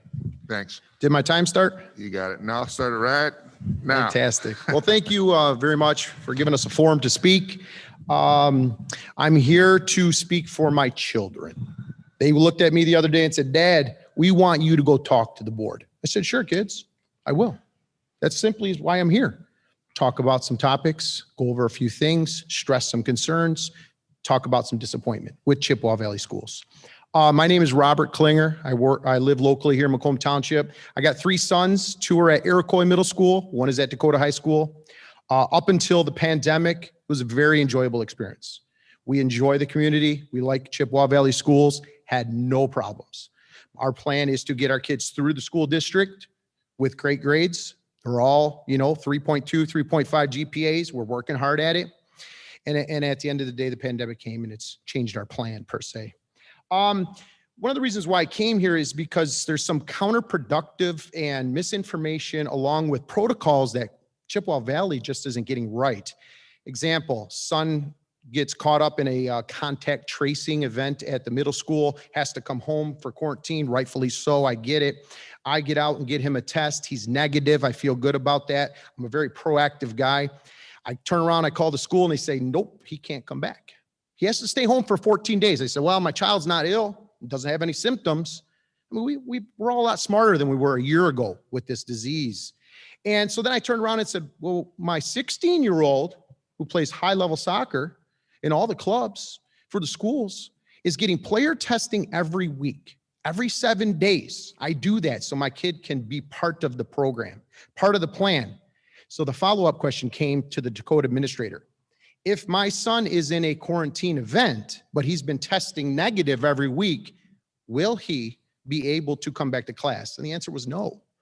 So why am I even testing my son who plays soccer on an outdoor field when realistically, not a lot of fans are coming to the soccer games at this point in time? He's negative every week. He's running around on the field wearing a mask. So there's just not a lot of things right. I just want to point that out. My healthy child has to sit home. He can't go to school. My other son's testing, but if he was in the same result, he would not be able to go. So I think Chippewa Valley Board is lacking in some of the communication to parents, lacking in some of the rules and protocols. And what made it even worse is as I'm sitting there through this disappointing time, this just happened a couple of weeks ago, I got an email from the nurse explaining the policy and everything. I start clicking on the links in the email, and Chippewa Valley Schools is referencing data that was put out from the CDC July 2020. I don't know if you're aware, you're referencing links, websites, posters, and CDC quarantine information from July 2020. I mean, aren't we in May of 2021? Have we not learned, grown, changed our thought processes to move forward? So that's why I'm here today. I'm not talking about what's going to happen in the next 10 days. I understand masks. I get it. I understand quarantine. A lot of it's very unfortunate. I'm specifically going to go through a couple things because I'm worried about September 1st. I'm worried about the next school year. The board and the school and staff got to this point. It wasn't pretty. Okay, it wasn't graceful, but you got to this point, and now we're limping across the finish line. We're trying to get to June so we can call it a day. I understand, but I'm worried about September. Like the other mother just spoke before. Give me a reason to stick around. You know, the worst feeling was the other day was my 3 kids came to me and said, we want to go to another school. No, boys, stick around. It's been good. They're frustrated. They're frustrated. So I'm here speaking for my children, and some of the things aren't lining up. I just want to throw out some studies. I went on CDC. I go to Michigan Department of Health and Human Services, and I want to tell you guys that the pandemic is almost over. It's ending. We have to get to that mentality. We have to have forward thinking to understand the pandemic is going to end. We're not doing this forever.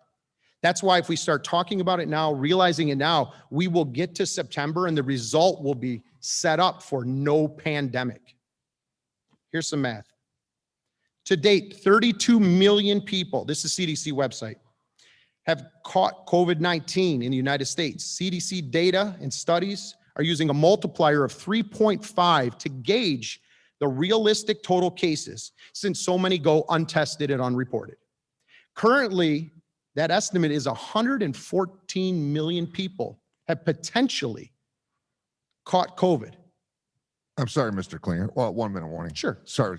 No problem. These are symptomatic, non-symptomatic, and unfortunately people that have passed away from COVID. This means people have immunity. It's out there. I had COVID in October. It was very rough. Don't want to shit on anybody. It was 14 days and it was bad. But every day I worried about my kids. That's what parents do. Worried about my kids. That's why I'm here. I'm worrying about my kids' education. Since the vaccine rollout, more than 200 million people have put shots in arms. It's a good thing. It's great. It's everybody's choice. We add that up, we're almost at 330 million people. We're there. Herd immunity is upon us. Moving forward is upon us. So again, let's get through June. Let's just get through this year. But I want to see some real action out of Chippewa Valley schools. I want to see some forward thinking, some planning for the pandemic to really be over come September. Virtual learning shouldn't be an option. Not at all. I want to wrap up right now. I can only hope that some of your thought processes will be transitioning to life beyond a pandemic.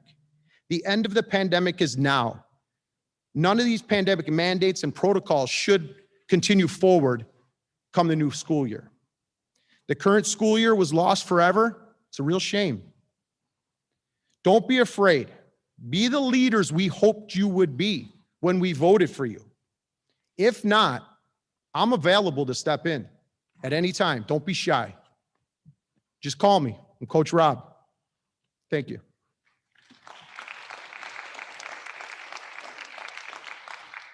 Okay, thank you so much for sharing your comments this evening with us. Okay, next up we have Ms. Tizio. Is it Nancy Tizio? Hi, Ms. Tizio. Thanks for joining us this evening. Please share your comments with the board. Thanks for hearing from me. I just want to make one comment. We are no longer in a pandemic. It's an endemic now. We're out of the pandemic state, just so you know. So don't call it that anymore. I'd just like to start by saying teachers were the first group of people vaccinated. If you believe in vaccines, then teachers are safe, right? Obviously, that being said, masks are no longer needed, right? Ms. Tizio, could you just move closer to that mic? I'm sorry. We want to hear what you have to say.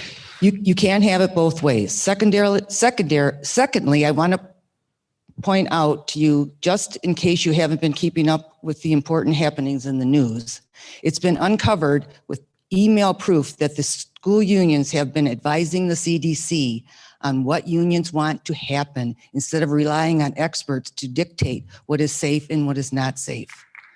The unions definitely have an agenda going on here, and our children are suffering monumentally. I am going to play an audio of a parent who's just like us, who addressed her school board, and I want you to listen closely. I'm sorry? I'm going to play an audio of a video of a parent who addressed her school board, and this is exactly how we feel. A parent that was addressing us? Her school board, another school board. How- Okay, yeah, go ahead. Every month I come here and I hear the same thing: social emotional health. If you truly mean that, you would end the mask requirement tonight. Tonight. This is not March 2020 anymore. We have 3 vaccines. Every adult in the state of Georgia that wants that vaccine is eligible to get it right now. And every one of us knows that young children are not affected by this virus. They're not. And that's a blessing. But as the adults, what have we done with that blessing? We've shoved it to the side and we've said, we don't care. You're still going to wear a mask on your face every day, 5 and 6-year-olds. You still can't play together on the playground like normal children, 7 and 8-year-olds. We don't care. We're still going to force you to carry a burden that was never yours to carry. Shame on us. My 6-year-old looks at me every month before I come here and she says, are you going to tell them tonight? Tell them I don't want to wear this anymore. And I say, baby, it's not time to fight that battle yet. I try to explain that there's so many things, but it's April 15th, 2021, and it's time. Take these masks off of my child. And I know what I'm going to be met with. But Ms. Taylor, the CDC, we did not vote for people at the CDC. We did elect leaders who do create policy. We elected the 5 of you. We chose you to make difficult decisions for our children. We chose you to make decisions that would be in our children's best interest, and forcing 5, 6, 7, 8, and 9-year-old little children to cover their noses and their mouths where they breathe for 7 hours a day, every day for the last 9 months for a virus that you know doesn't affect them. That is not in their best interest. And this has to stop. Defend our children. My 6-year-old can't come up here and say this. It has to stop. Take these off of our children. 1 minute, Ms. No, Susan. thank you, thank you. I just hope that, like, come September, we are not wearing masks. I mean, you have to start planning now. Masks have to go. Social distancing has to go. It's not a pandemic anymore, it's an endemic. We're vaccinated, you're vaccinated. There's no need. Thank you. Great. Thank you.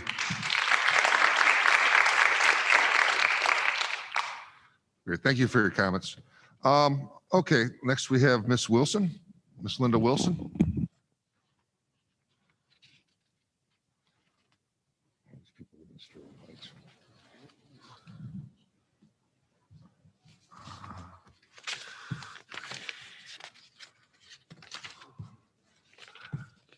Hello there. I'm here to address the Chippewa Valley School Board in regards to the lack of interest you've taken in your school system. Children will be passed to the next grade level without a full year of that education they need, thus allowing many of the students to struggle. How can the student feel good and confident about themselves? Self-worth is very important in life at any age. Keep in mind, teachers choose their vocation, which is a strong feeling of suitability for a particular career and occupation. I'd like to know why the school board did not require face-to-face teaching in their classroom. Greeting students with kindness and the care they deserve, and to provide instruction, that is required in order for them to move on and progress to the next level. Why did this board allow this to happen? At least one school system in Macomb County has face-to-face teaching the entire year without any adverse consequence. It would be very useful information to provide the parent with the grades and the data of the 2018 to 2019 school year for all the grade levels, especially kindergarten and first grade, with the comparison to the present school year. All this was done in the Chippewa Valley school system. They are shorted. However, the school board members, the teachers, the administration, the bus drivers, the custodians, and the cafeteria staff have all been receiving their full pay.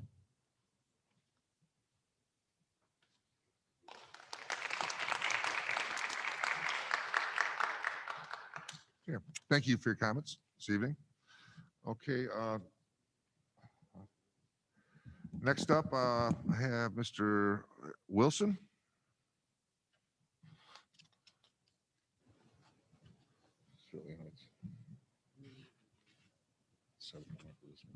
Seven more. No, I'll have to look through. Good evening. We're certainly here because of the virus, but I came tonight with a little different tact, and we've heard some of it. I want to ask a few questions and offer a few statements concerning the beginning grade levels in the system, kindergarten and first grade.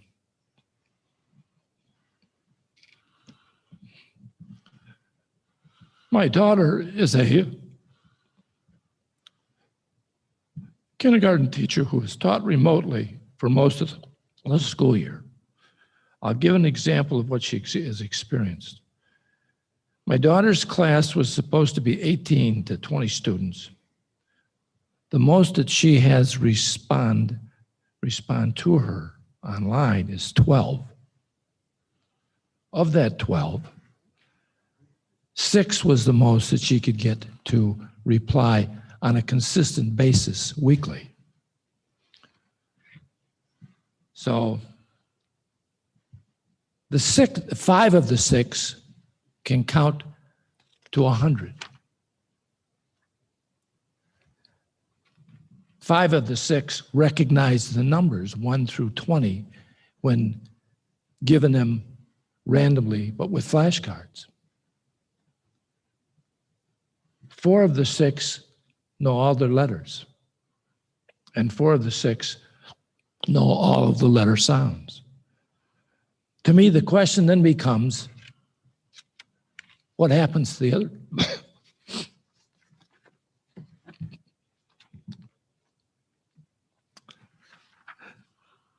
What happens to the other 12 of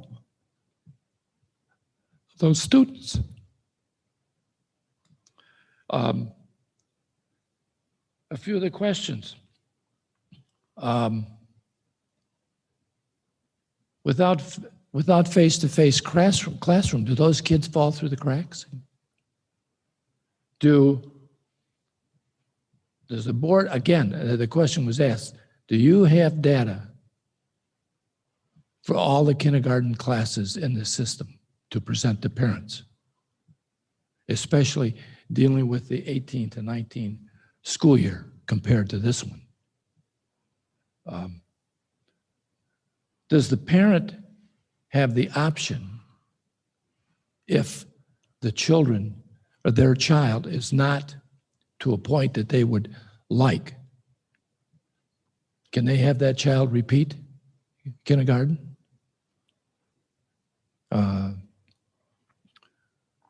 Or will all of these kids be passed to first grade? And then the question that causes is, are you going to teach the first grade teachers to teach kindergarten material to first graders? I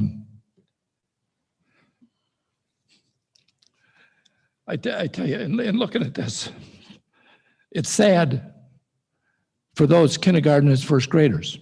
And I would have to say, based on what I've seen, the board has failed in your mission and vision statements that the system has. You have failed. And you should do this system a favor like Arizona and just resign, all of you. The board, hopefully the parents will become more involved in this system. I'm sorry, Mr. Wilson, 1 minute. Okay. Please continue. And become active in the activities so that this mistake doesn't happen again. You know, the digital and electronic age has given us many advancement and advantages. But a majority of the population believes that it can't replace a teacher in a classroom.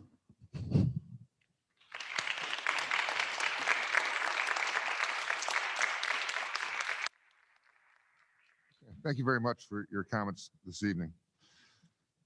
Okay, next up I have is it Gall? Natalie Gall?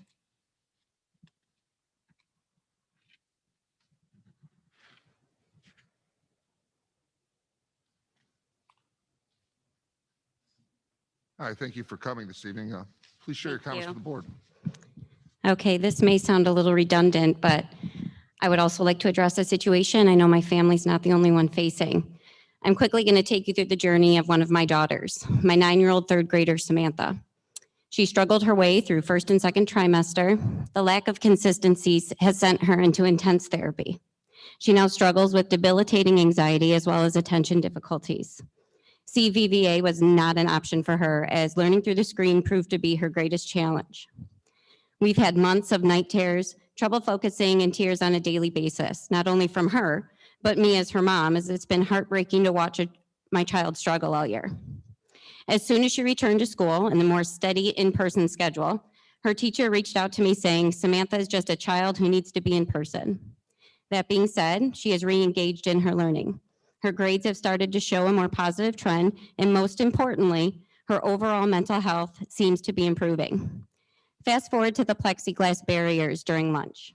I will now walk you through what many Chippewa Valley children are dealing with. Samantha's anxiety starts 45 minutes before her lunchtime, which is when she should be doing math. 15 minutes before lunchtime, I get a daily phone call from the nurse that Samantha is going to throw up or pass out. After getting to the root of the issue, I understand from her the noise level of the lunchroom is incredibly loud. This comes as no surprise, as the kids are just trying to communicate with each other. This then gets the lunch workers on their microphone, telling the children at a higher volume that they need to be quiet. I want you to understand, in no way am I mad at these children for talking to each other through a plexiglass wall.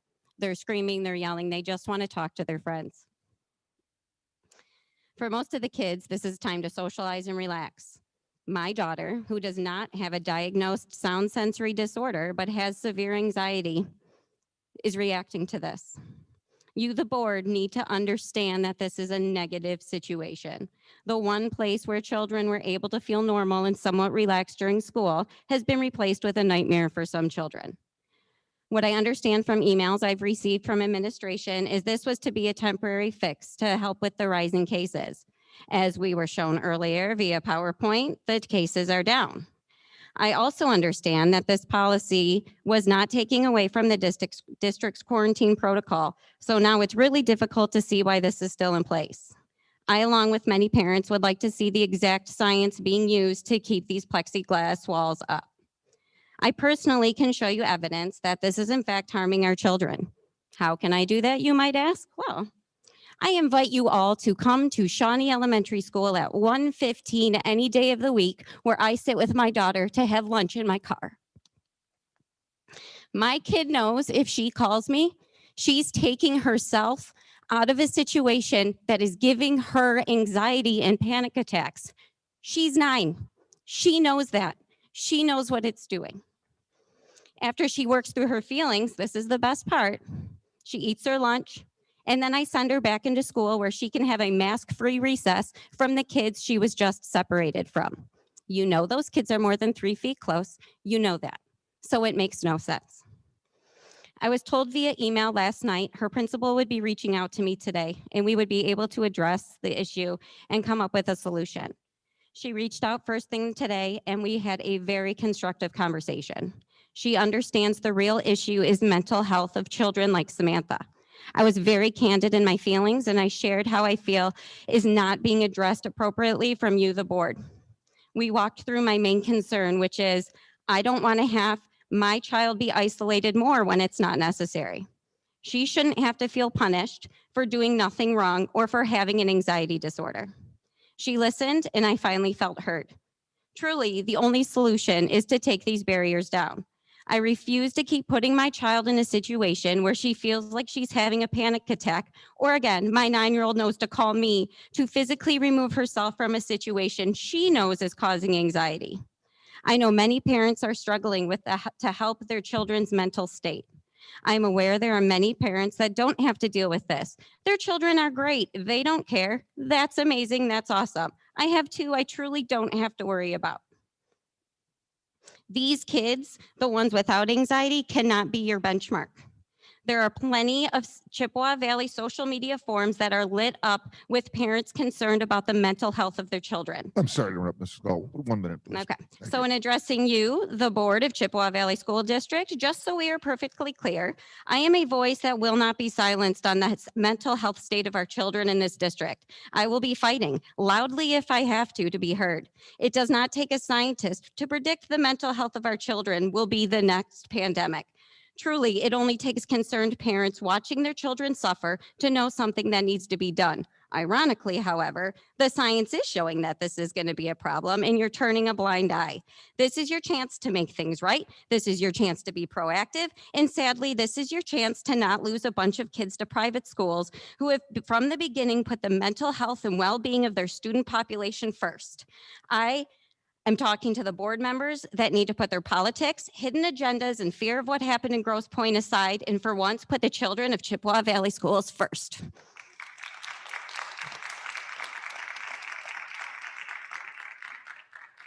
Great. Thank you so much for your comments this evening. Okay. Next up, we're going to have Ms. Ringel, Debbie Ringel.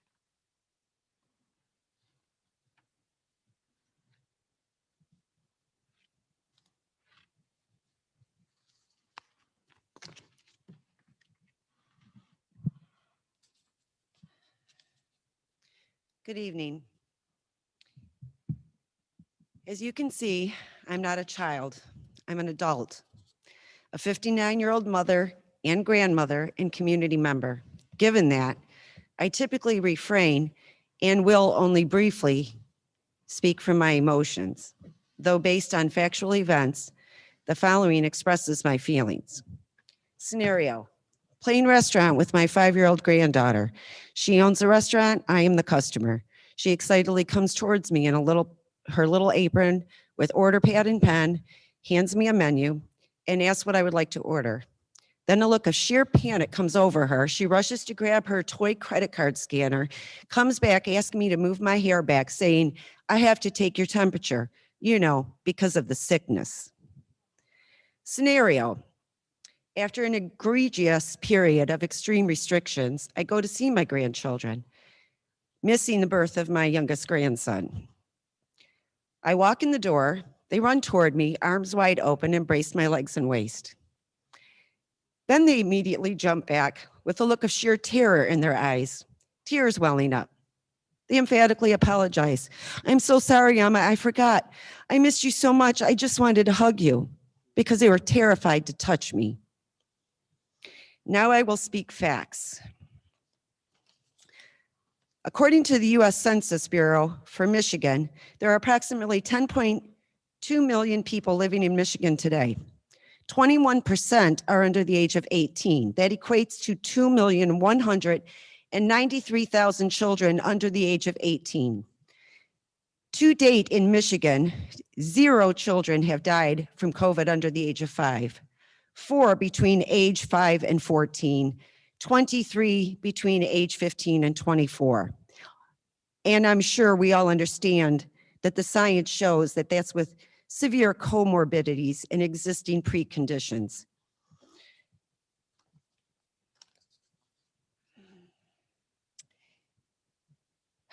As reported by AP-CT News dated March 2nd, 2021, Dr. Mark McDonald, a child psychologist from Los Angeles, California, was asked, What effects are the school shutdowns and mask mandates having on children? He responded, school shutdowns are the single biggest mistake in response to this pandemic.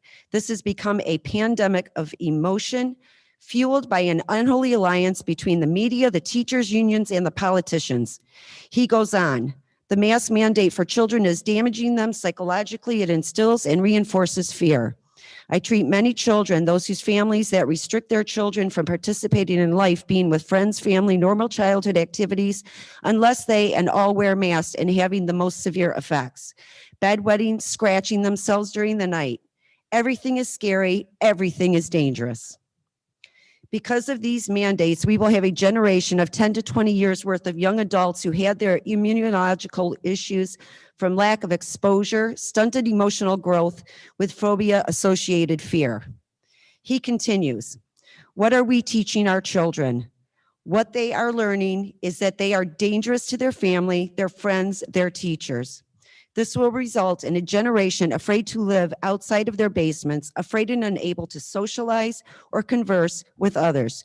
This is negligence. This is abuse. Remove the masks. Remove the fear. I'm not just concerned about the decisions that this board and other boards have made in the past. I'm concerned about the ones that you're going to make in the future. If you're given the privilege by being elected to serve on this board. I'm sorry to interrupt. Just one minute. I recently observed a vaccine promo on TV with all the celebrities in tow. In one segment, an adult asked elementary age children, what do we say about the vaccine? And then a little girl holds her hand up and aggressively responds, get it or die. Given the facts and materials I have just provided and the fact that you were elected and entrusted to educate our children, I ask you, what are you teaching them? We see the results of what you're teaching them by your decision and your actions, and we're here to tell you enough. Remove the masks, remove the fear now.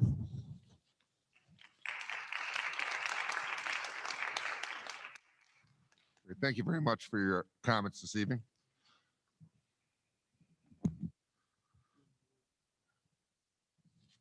Okay, next up we have, is it Miss Peters, Genevieve Peters?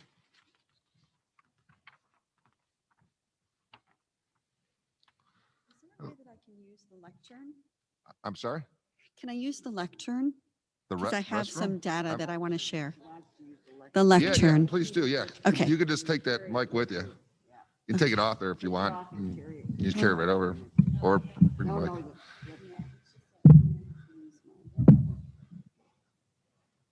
Perfect. Okay. Okay. Okay. Thank you. Good evening. Good evening, and thank you again all for your public service to the community as well as Chippewa Valley Schools. The mask mandate must end. Yet you seem to think that unelected bureaucrats get to tell you and the parents what to do. October 13th, 2020, a 6-1 decision ruled Governor Whitmer unconstitutional with her COVID-19 mandates. The Supreme Court said the 45 public policy law cited by Whitmer granted Michigan governor unchecked authority. That act is an unlawful delegation of legislative power to the executive branch in violation of the Michigan Constitution. Accordingly, the executive orders issued by the governor in response to COVID-19 pandemic now lack any basis under Michigan law. Although the constitutionality of the 45 law produced a split ruling, the justices unanimously agreed that any orders passed April 30th without input from the legislature were not valid. So what did she do? Immediately after the October 2 ruling, she reissued the mask and public gathering order through the Michigan Department of Health and Human Services under state health statutes that were already in the books. Now, reviewing the legality of orders issued by the MDHHS unelected bureaucrats, the vice president of legal affairs for Mackinac Center said that Monday's ruling affirms the court decision is now law. Wright said, the governor is continuing to sidestep the ruling by maintaining unilateral control over pandemic policies via broad and poorly defined powers granted in statute to a state department. This is unconstitutional. What you are doing to our children is unconstitutional. You are seeing, and I'm sure and I hope that you are paying attention, across this entire nation are lawsuits, class action lawsuits, parents rising up. So, depending, let's see if you want to trust the Michigan Health and Human Services. According to their data, in 2016, 335,000 people had flu-like symptoms. This is Michigan disease surveillance. In 2017, 420,000 had flu-like symptoms. 2018, 426,000 had flu-like symptoms. 19, 355,000 flu-like symptoms. I ask you this, board. Did the Michigan Department of Health and Human Services do anything to mitigate these? Anything to mitigate these numbers? What you're following is a farce. So, what is the risk from COVID-19? Is there any evidence that face masks can reduce the risk from COVID-19? Do face masks cause harm? Well, according to the U.S. National Institute of Health, National Library of Medicine, the NIH. So if you want to follow research and you want to follow the government, here it is. Psychological and physiological effects of wearing masks and their potential health consequences. Physiological. I'm sorry, Ms. Peter, just 1 minute more. Thank you. Please continue. Okay. Hoxopenia, shortness of breath, increased lactate concentration, decline of pH levels, acidosis, toxicity, inflammation, psychological effects, the activation of flight or fight, the chronic stress condition. Many parents have already spoke about this. Fear, mood disturbances, insomnia, fatigue, compromised cognitive performance. Health consequences, increased disposition for viral and infectious diseases. Guys, this is from the National Institute of Health on their website. Headaches, anxiety, depression, hypertension, cardiovascular disease, cancer, diabetes, Alzheimer's disease, exacerbation diseases, accelerating aging process, health deterioration, premature mortality. And Superintendent, you asked at the beginning of this, where do they learn best? Well, I ask, how do our children learn best? And it's certainly not with masks.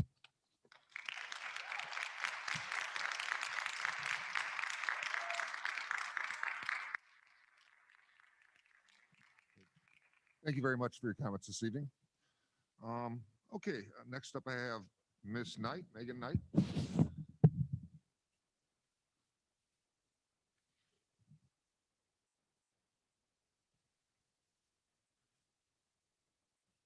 Hello, Ms. Knight. Thank you for coming this evening. Please share your comments with the board. Okay. I'm here this evening because I am concerned that schools will push masks on kids for the 2021-2022 school year. I'm not a public speaker, but I cannot sit back and watch this happen to children anymore. It's time to unmask our kids. Masks have been worn for a year, and Michigan has the highest number of cases in the entire country. What we are doing is not working, but the governor is implementing new mask orders for kids 2 and up. 2-year-olds are still babies. My youngest nephew has a split lip, and it will not heal because he has to wear a mask every day, rubbing his face. It heals on the weekends, starts to heal up, and it's Monday morning, his lip busts open again.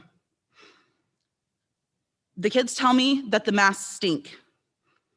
And we know where there is odor, there are germs. Yes, there are still other bacteria and viruses besides COVID.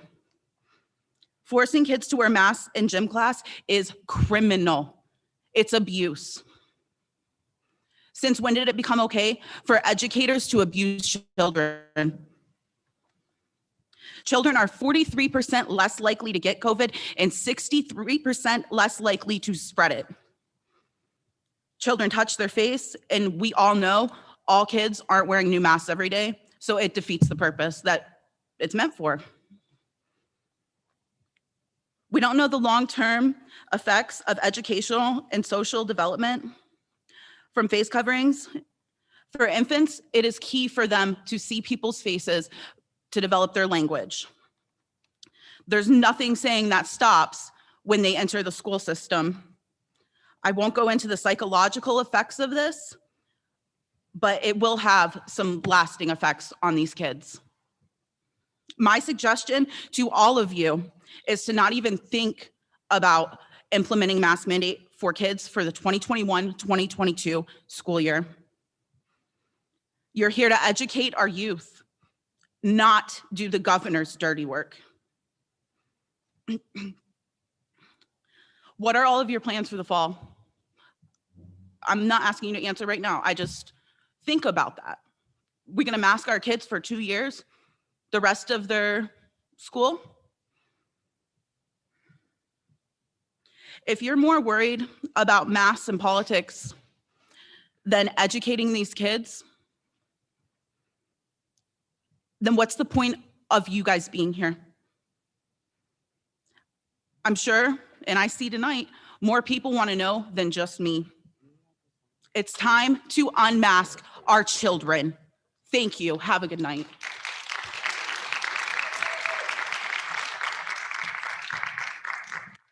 Okay. Thank you for coming this evening and sharing your comments with the board.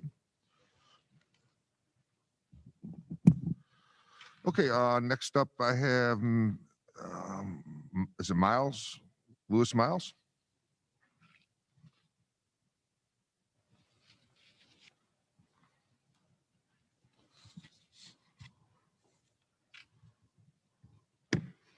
Good evening. Thanks for coming this evening, and please share your comments with the board.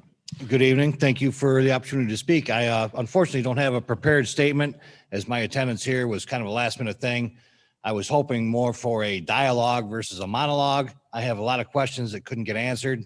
And from what I'm seeing, I don't think they're going to get answered here tonight either. I don't suppose I can ask questions and have you answer them for me?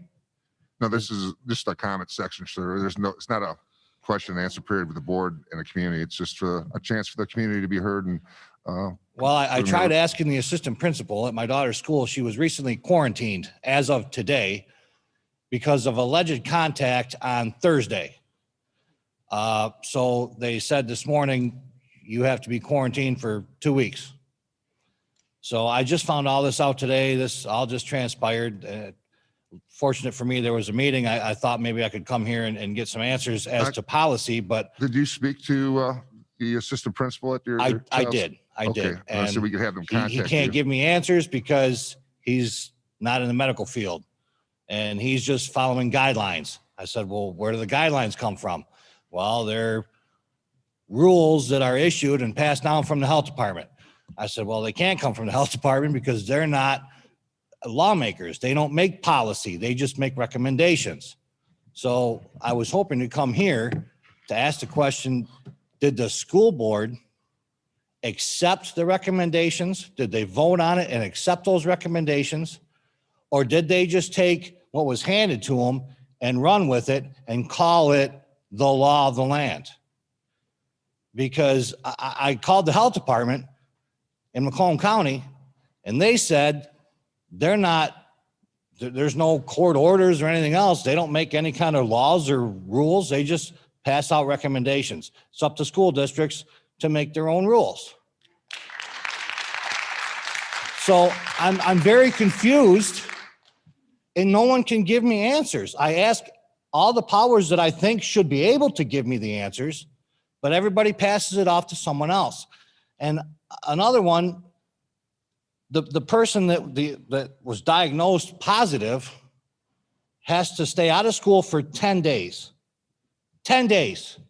My daughter, who is perfectly healthy, has to stay out for 14 days. I don't get that either. Why is someone that's confirmed sick has to stay home less time than my daughter who's healthy? But again, nobody can answer these questions because they're not healthcare professionals. So does anybody know where I can get some answers? I would gladly ask anybody I can, but everybody I ask sends me somewhere else. So I'm a little frustrated. Mr. Miles, what I can do is I have your contact information here. I'd be happy to pass it on to our administration to have somebody contact you and then respond to some of these questions you have, and also talk about what That your would be concerns are. fantastic. That will definitely happen. Because I don't know what else to do. I mean, I don't see how it can be that a child that's healthy has to stay out of school longer than someone that's sick. I mean, common sense tells you if your child's sick, don't send them to school anyway. I don't need a COVID test or any other kind of test to tell me that. I've raised 5 kids, and 3 of which have gone through this very school district. And I love this school district. And I will stay in this school district because I love this district. And I am a big fan of teachers, right? They are the most underrated profession on the planet. And the reason I didn't say thank you all for your service tonight is because after this year, I feel that my child has been given a disservice. With the policies that have been handed down here, it is absolutely ridiculous that you say, well, that's the rule. We have to follow that. No, you don't. They told me when I called them, and I'm just Joe Blow, I'm nobody, but they told me they don't make the rules. They just make recommendations. So how can you sit there and tell me that you have to follow that?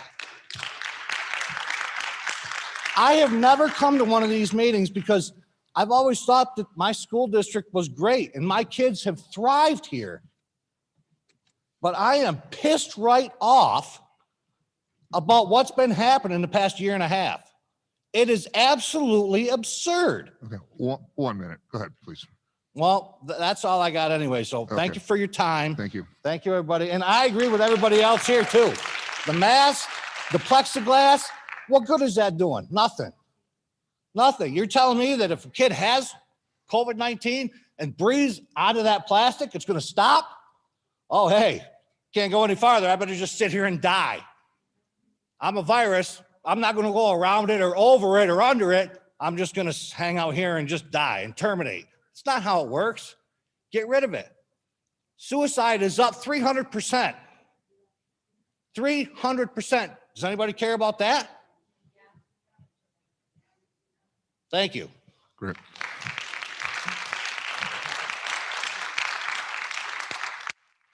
Thank you for your comments. And again, I will have this passed on to Mr. Roberts to have somebody respond to you, Mr. Miles. Okay. Next up, we have Ms. Caputo, and I apologize. Is it Sueno? Denise?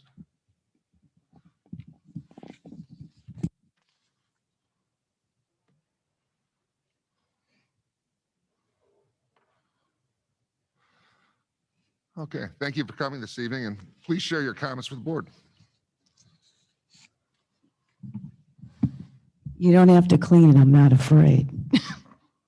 That's the problem. Drop the fear. My name is Denise Caputo-Cuenca. I am actually from L'Anse Cruz District, and I've helped collect signature for Chippewa. I used to sub for your district before the pandemic. And after watching this year's performance, no more. I will not work for your district. You have not supported these parents. I am to the belief now that we have created a new form of mental illness. I'm sorry to say it, but between the masks and the tests, the vaccines, they have worked hard to pit all of us against one another, and we are divided. These children need to have these masks removed. Oxford, MIT, and Stanford University last week came out and said, whether you are 6 feet or 60 feet, it does not matter. This virus is so transmittable. Masks don't work. Distancing does not work. Plexiglass does not work. The absurdity that we are touching everything and touching masks, and I know because I worked 10 years in infectious disease at St. John Hospital. I am trained in mask wearing through my OSHA. The only masks that will protect you are N95s with a respirator against an infectious disease. That's the fact. What you have on now does nothing. And because the kids are taking them off and on the weekends walking around, the reinfection just keeps going on. And they put the mask back on and go out and they're catching everything. They don't even have a chance to build up their immunity. And here are some facts. From January 1st, 2021 till April 16th, 2021 in Michigan, I looked this up Friday because I met with a congressman at a VFW on Saturday for Patriots Day. Ages 1 through 14 in the state of Michigan have had 0 deaths from COVID. Ages 15 to 24, 4 deaths. Now, mind you, they're lumping influenza, pneumonia, and allergies all in this same category. You can look it up for yourself. And the woman previous that came up with all the data, she's correct. In 2019, in January, we had 6,000 deaths in the state of Michigan alone. Add that times 12, the months, and lump all the other heart attacks and everything else in it. We're well beyond how many have died in the United States thus far. This is all ridiculous stupidity at this point. We all went to work sick a year and a half ago. I subbed in 2016 when we had that breakout of mono and H1N1 flu. We had hundreds of kids out between L'Anse Creuse and Dakota. And my daughter caught mono. She was sick from October through January. Did they close the schools? No. Did they clean everything? No. No. We need to develop the immunity, and we've already got herd immunity, which they have already changed. St. Fauci said it was 60, now today it's 90. Now today it's, we all have to be vaccinated. Well, guess what? Moms and dads everywhere are rising up across the country. They are forming coalitions and saying, no, you are not going to make my child ill. Thank you. Great. Thank you for your comments this evening.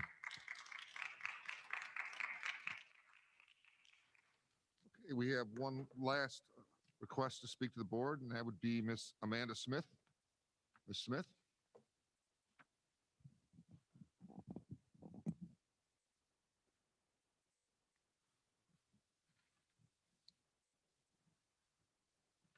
Hi, thank you for joining us this evening. Please share your Yeah, comments thank you with the guys board. for letting me speak. I was a little bit late, so I don't have a prepared speech either. I was at work, wasn't sure if I would make it or that I would be able to speak if I did make it. I have 4 children in this district. I have an 11th grader at Dakota High School. I have an 8th grader and a 6th grader at Iroquois, and I have 1 child left at Sequoia. She is in 4th grade. I am a nurse. I've been on the front lines of this pandemic since day 1. I have nothing against teachers. I have a huge regard for teachers. My husband is an educator. My husband is actually a superintendent of another school district. My best friend is a teacher in this district. I come from a huge family of teachers. But what happened to me recently and to my 4th grade daughter by a teacher at Sequoia Elementary is very disturbing. We went on spring break. We took our spring break to Puerto Rico, okay? I am a nurse. I have been on the front lines of this, as I told you. I have slept on people's living room floors to prevent them from going to the emergency room in the height of this pandemic, saving them from what could be a death sentence in the ER at that time. While everybody else was at home for months, my husband included, I was working like a dog all hours of the day, 7 days a week for months. My children are depressed. My high school son, my middle school son, they are failing with what was virtual learning, whatever that was. It is a disgrace. My 8th grade son is a straight A student his entire life. I have teachers that have had him for 3 years calling me saying, what is going on? Why is he failing every class? The counselor is calling me. We know this child. What is going on? It's virtual learning. My 4 kids, unfortunately, are at home trying to teach themselves because I am a nurse in a global pandemic and I cannot quit my job to police my 14-year-old son and make him do his work. I'm giving teachers his cell phone number to call him and ask him why he's not in class because I'm at work. So we took our spring break and I didn't want to go to Florida because I'm a nurse and I see what's going on in Florida and I understand that Florida might not technically be the safest place in the world right now because some people think that the virus doesn't exist. I am not that person. This virus does exist. It is very, very real. I've taken care of dementia units, entire dementia units in assisted living buildings all around us, full of COVID. Every patient in there, I have taken care of them. The virus is real. It is not fake. It is not a hoax. That being said, we need to live our lives. It is a virus. We need to learn how to live with it. And I needed a break and my kids needed a break. So we chose to take our vacation to Puerto Rico. I did the research. Okay, the Macomb County Health Department's guidance on travel to Puerto Rico, or travel in general in quarantine, says to follow the CDC guidelines. The CDC guidelines in writing, you can look it up for yourself, says Puerto Rico is domestic travel. Therefore, it is exempt from COVID restrictions. So tell me why on virtual Monday after spring break, my daughter's teacher gave them an assignment. Where did you go on spring break? My 50-pound 4th grade daughter, who's the size of your average kindergartner, was so excited to tell her teacher all about our trip to Puerto Rico, complete with sending me a message, Mom, can you send me pictures so I can show them to our teacher? Let me tell you, in Puerto Rico, you can't walk down the street outside without a mask on your face. The police will stop you and make you put it on outside walking down the street. We rented a condo. We didn't even stay in a hotel. We bought groceries. We ate breakfast and lunch in our condo. We only went out to eat for dinner. We came in contact with a total of 5 waiters the 5 nights that we were there, 2 taxi cab drivers, because we went to the jungle to do zip lining, where we came in contact with 1 person that put our harnesses on. We took another taxi cab to Old San Juan, where we walked around outside. That is the extent of the people we came into contact with in Puerto Rico. Yet my daughter's teacher turned her in for leaving the country for a 14-day quarantine, therefore turning all of my 4 kids in for a 14-day quarantine. When I got to the school that Tuesday to pick up my daughter, she looked up at me with tears in her eyes, my 50-pound daughter that stands this high. And Mr. Roberts, your wife was my daughter's kindergarten teacher. She can vouch for this. My daughter is the sweetest child you would ever meet. And she is so soft and so genuine and so kind. And she looked at me with tears in her eyes and said, Mom, I think my teacher tricked me. That is what my daughter said to me. 1 minute warning. Thank you. The same teacher who turned my daughter in for quarantine. I have pictures that everybody was sending to me. This 26-year-old teacher in spring break on Florida that week, no mask at a bachelorette party the entire week, drunk on the beach with all of her friends with no mask, but turned my children in for quarantine, for going to Puerto Rico, which was a much safer vacation than her teacher was on. And to make it worse, my daughter was in a 4th, 5th split class in the 4th grade section. Friday of spring break, the week coming in, guess what? The 5th grade teacher sent out an email. He had COVID and taught all week. And he only had to quarantine until the next Thursday. So why are my kids quarantined for 14 days with no symptoms? Never came in contact with anybody. I am a nurse in a global pandemic. My kids have been at risk of catching COVID every day of this pandemic that I go to work. None of them have had COVID. I have not had COVID, but they were quarantined for a vacation. When I talked to the COVID nurse for the district, she told me that someone at the CDC or at the Macomb County Health Department said that we should quarantine. I told her the CDC guidelines say no, Puerto Rico is domestic travel. I called the health department myself. They said follow the CDC guidelines. Who in this district is actually making the rules? Are we just making them up whatever we want to do on a case-by-case basis? Nobody can answer. Mr. Zodos couldn't give me an answer as to why. What is going on? This is unrealistic. It's not science. It doesn't make a lick of sense. Not a lick. And I want to know, as everyone else is asking, what is our plan for September? Because I have an 8th grader coming into the high school that's an athlete. And if you guys don't make a plan soon, I'm going to be paying for him to go to a private school. This pulling us from going to school 10 days before school started last year isn't going to fly this year. We need a plan and we need it now. Thank you.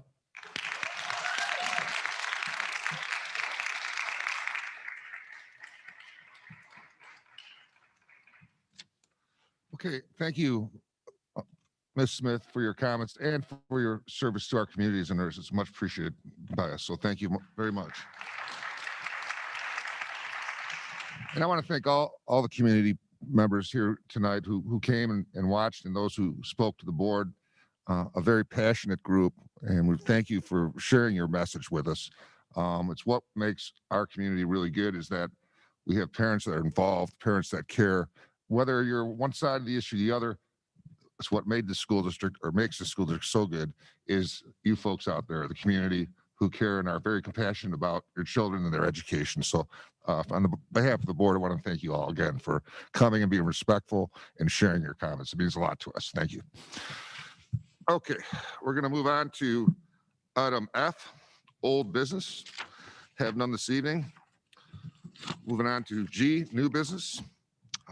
G1, approved resolution for National Teacher Appreciation Week. Mr. Roberts. Sure. Thank you, Mr. Bednard. Recommended motion that the Chippewa Valley Schools Board of Education adopt a resolution recognizing the week of May 3rd through May 7th, 2021 as National Teacher Appreciation Week. Moved by Ms. Quino. Support. Support by Ms. Pyden. Rationale, please. Rationale. The week of May 3rd to 7th, 2021 has been designated as Teacher Appreciation Week. Chippewa Valley Schools will join thousands of communities as they honor their local educators and acknowledge the crucial role teachers play in making sure every student receives a quality education, whether that be in person or remotely. And I'd like to read the resolution, please. Please do. Whereas teachers mold future citizens through guidance and education, and whereas teachers encounter students of widely differing backgrounds, and whereas our country's future depends upon providing quality education to all students, and whereas teachers spend countless hours preparing lessons, evaluating progress, counseling and coaching students, and performing community service, and whereas our community recognizes and supports its teachers in educating the children of this community. Now, therefore, be it resolved that the Chippewa Valley's Board of Education proclaims May 3rd to 7th, 2021 to be Teacher Appreciation Week, and be it further resolved that the Chippewa Valley Schools Board of Education strongly encourages all members of our community to join with it in personally expressing appreciation to our teachers for their dedication and devotion to their work. Adopted this 3rd day of May, 2021. Okay.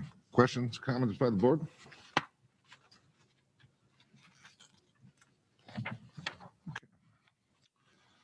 Okay, we'll move on. I want to thank our teachers again, and they are very much appreciated by us and our community, as seen tonight, regardless how people feel. We've had the overwhelming appreciation for all our staff. But so we'll recognize our teachers for this week. Okay, G2, reconfirm the extended. I'm Mr. sorry. Bednar, we need to vote on Okay, G1. all those in favor signify by saying aye. Aye. Aye. Opposed? Motion passes. G2, reconfirm the extended COVID-19 learning plan. Mr. Roberts. Recommended motion that the Chippewa Valley Schools Board of Education reconfirm the extended COVID-19 learning plan for the 2020-21 school year. So moved. Moved by Ms. Pyden. Support. Support by Dr. Andriasko. Rationale, please. Rationale. This is a requirement of Public Act 149. It must be done on a monthly basis. Questions, comments? Yeah, Mr. Roberts, do we have a change to this plan with this 12-foot thing? No. This is only for that. That's not a. I don't believe that's in the plan anyways. But I think what you're referring to is only for this meeting. This is a plan for the kids in the classrooms and how they receive their instruction. Any other questions, comments? Okay. Can we do a roll call vote? Ms. Pyden, please. Sure. Myself, yes. Dr. Andriashko? Yes. Ms. Aquino? Mr. Bednar? Yes. Ms. Demink Zek? Yes. Mr. Vojtovich? Yes. Ayes all, motion carries. Thank you. Okay, moving on to G3. Approve resolution to support MISD 2021-2022 proposed budget. It is a recommended motion that the Chippewa Valley Schools Board of Education by resolution indicate its support of the Macomb Intermediate School District MISD proposed budget, and a reading of the resolution be waived. So moved. Moved by Ms. Pyden, I'll support. supported by Dr. Andriasco. Rationale, Section 624 of the revised school code as amended requires intermediate school districts to submit a proposed budget to constituent school districts by May 1st of each year for the next fiscal year, and requires constituent school districts by resolution to indicate support or disapproval of the proposed budget for the next fiscal year of the intermediate school district by June 1st of each year. Chippewa Valley Schools received the proposed budget from MISD prior to May 1st. Based on the review of information of the proposed budget, it is recommended that support for this proposed budget be given. Questions, comments? Okay, all those in favor signify by saying aye. Aye. Opposed? Motion carries. G4, approve computer purchase for International Academy of Macomb. I am Mr. Sutherland. The recommended motions that the Chippewa Valley Schools Board of Education approve Presidio Network Solutions for the purchase of 140 student computer systems at a cost of $113,960 for the International Academy of Macomb. Motion? I'll move. Motion made by Mr. McZack, supported by Ms. Aquino. Rationale, please. Aggressive pricing was obtained through the REMC Spot Cooperative Computer Bid. The proposal was reviewed and approved by the Technology and Purchasing Offices. Funding will come from the IAM fund for this purchase. Question or comments by the board? Why is this considered a change order?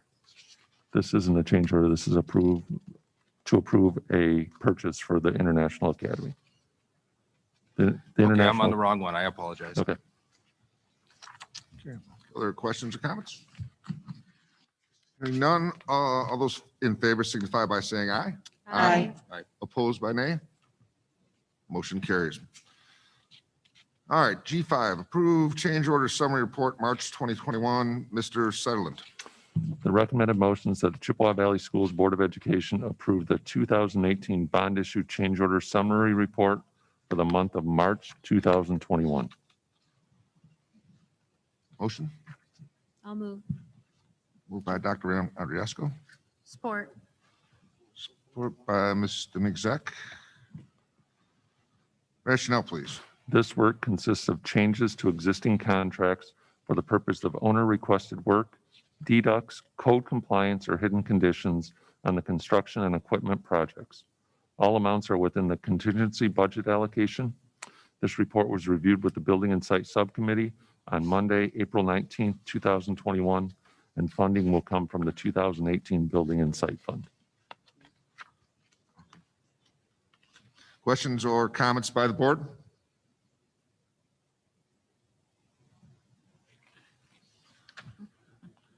Hearing none, all those in favor signify by saying aye. Aye. Opposed by nay? Motion carries. Moving on to G6. G6, approved student software license and support. Mr. Sutherland. The recommended motions that the Chippewa Valley Schools Board of Education approve ClassLink for a 12-month contract of $48,836 plus a one-time setup fee of $4,995 for software licensing and support for the one-to-one student computer deployment. Motion? I'll move. Moved by Dr. Andriasco, Support. support by Ms. Pyden. Rationale, please. Class Link will provide a direct link to each program the student has access to and will house the student login information. The student will be able to access most district programs, Schoology, Office, invention programs, and more without entering a login for each program. The district will be purchasing direct from the vendor because the cost is higher on the REMC cooperative. Funding will come from the 2021-2022 general fund budget for this purchase. Okay, questions or comments by the board? Ms. Aquino? Yeah, I have one question. So this is just the software that's going to hold the information, the student information, and allow them access from anywhere, is that correct? Or just within the school? Will this help to solve our connection issues? Is your mic on, Denise? Oh, no, it's not. I am so sorry. Does this have anything to do with our challenge this year of the connection of computers within our schools? And if, Of where computers were not working on site. So that was resolved when students returned full-time in March, but this is separate. oh, This it is- is resolved? Okay. Yeah, good, I this didn't program know. is an online hub that, it's called a single sign-on. Uh-huh. So students, once they log in once into the hub, will have access to all their other programs. Especially for our okay. little kids who have a hard time with that. They'll make the Right. one-to-one a little more seamless and allow them to access programs easily so they can focus on learning instead of logging in. So Sarah, does that mean like IXL, Scholastic News, all that kind of stuff they won't have to have? Yes, well, we'll have the computer set where they open the internet. It'll start at the class link page. That will be their homepage. They can log in with a login that'll be connected to our Office accounts, the current logins they use for Schoology and Office. For our youngest kids, there's actually a QR code. They can just hold up a picture to the webcam, and then it'll just have all their other programs right there. So again, just makes it really easy for them to use. Wow, that's great. Other questions, comments? Yeah. Okay, hearing none. All those in favor signify by saying aye. Aye. Opposed by nay? Motion passes. Okay, we're going to move on to G6, right? Oh, G7. 7. G7, award contract, computer lab and administrative devices. Mr. Sutherland. The recommended motion is that the Chippewa Valley Schools Board of Education award a contract to Presidio Network Solutions totaling $2,526,244.28 for the purchase and installation of computer lab and office computer devices throughout the district. Motion? I'll move. Moved by Ms. Aquino, I'll support. supported by Ms. Migzek. Rationale, please. This project will consist of the purchase and installation of computer labs and office computers throughout the district. The elementary computer labs will also receive charging carts for the laptop devices. The bid was reviewed and approved by the Technology Subcommittee on April 19, 2021. Funding will come from the 2018 bond issue program for this purchase. Questions or comments by the board? I do have a question. Aquino? So, okay, so if we have one-to-one devices, right, for each student, so what are the computer labs going to offer or provide that is not provided by the one-to-one technology that they have? After collecting feedback from teachers and meeting with building administrators, it was really hoped that we could keep one lab at each building, just really as a backup if it is state testing and there is a problem with the wireless or something like that, we would have one hardwired lab in each building. So we are cutting back on labs based on the okay. one-to-one. We also have a few classes at the high school. We met with their teachers. Their curriculum requires special types of yeah, they need a equipment keypad and and- things for the office certification classes. So Okay. we are also keeping desktops in those labs. All right, I was just wondering, thank you. Absolutely. Other questions or comments by the board?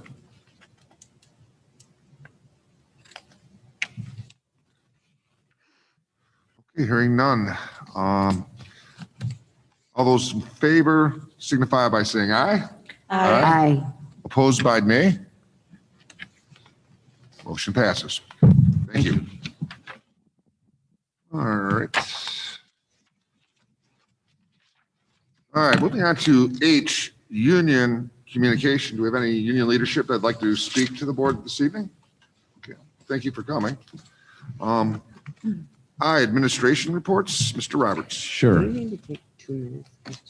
Oh, let's see where we are in here. We need to take a couple minutes. So I can go to the restroom.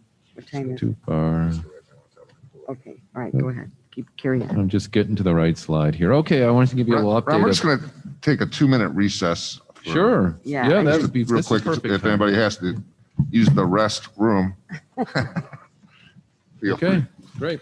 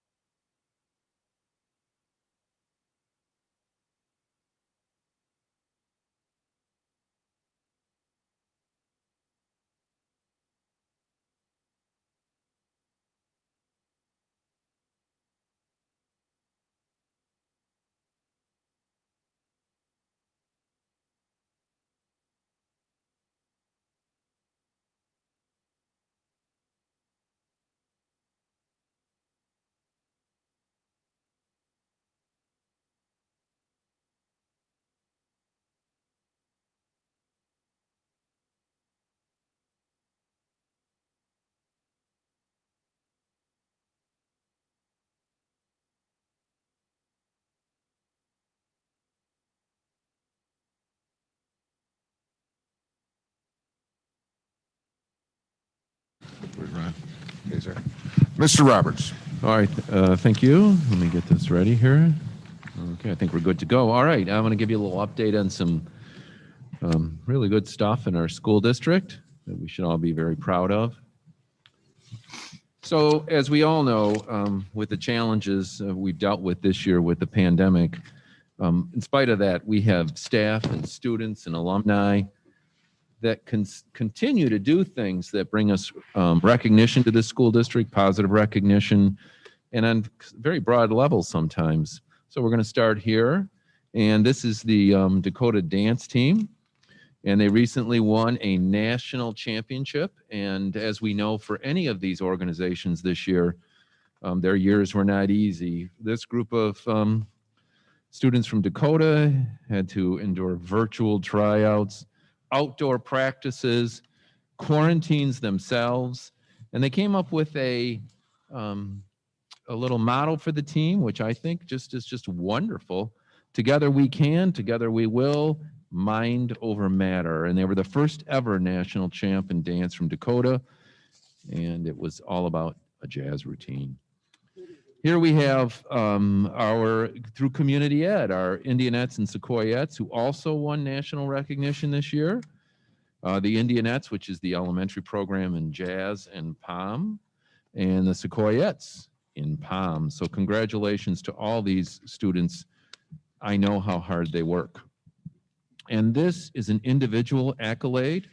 This is a recent sport awards through the Detroit Free Press and sponsored by Honda.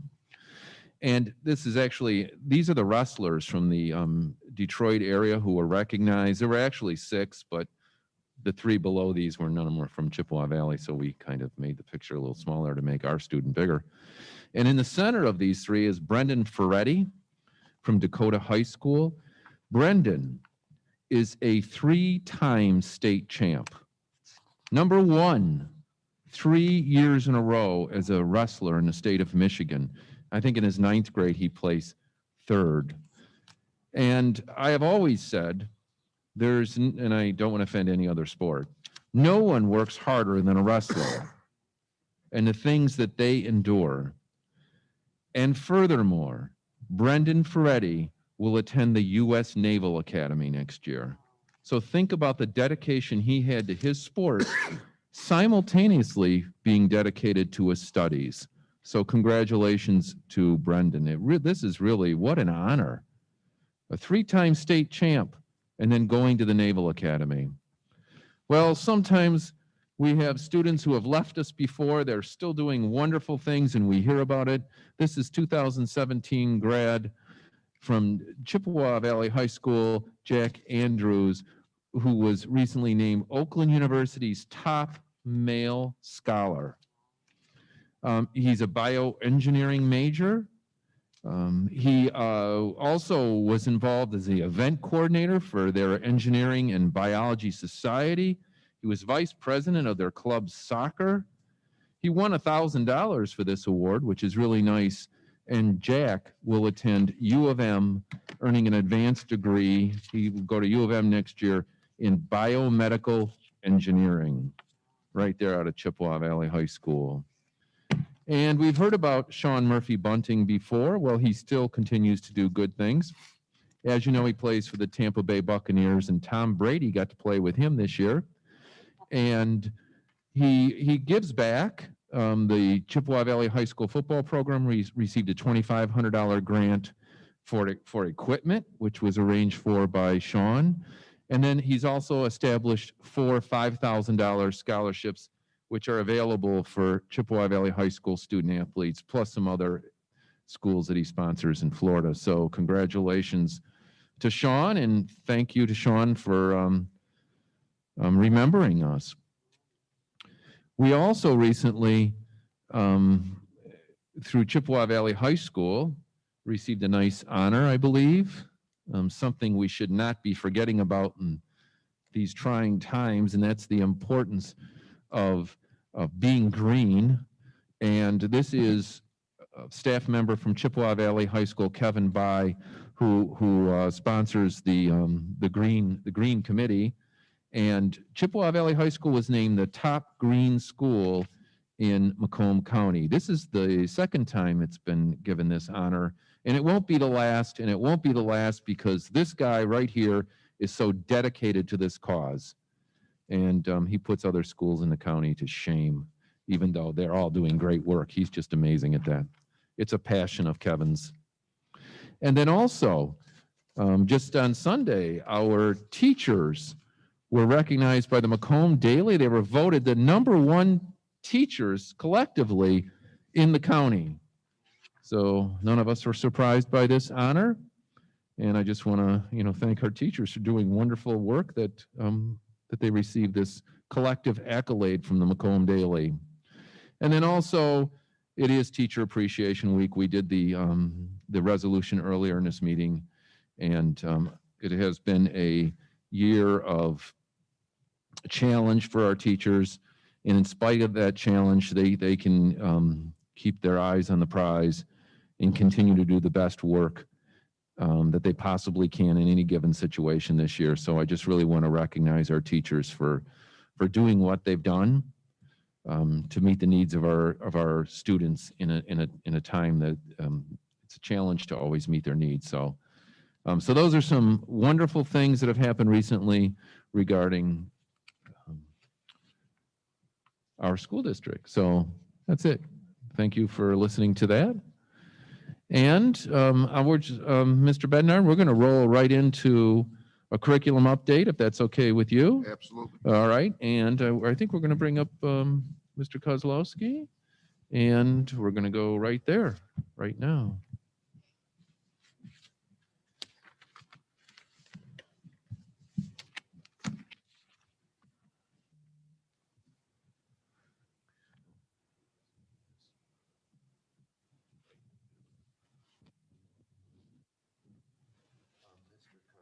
Do you have a I do. Okay.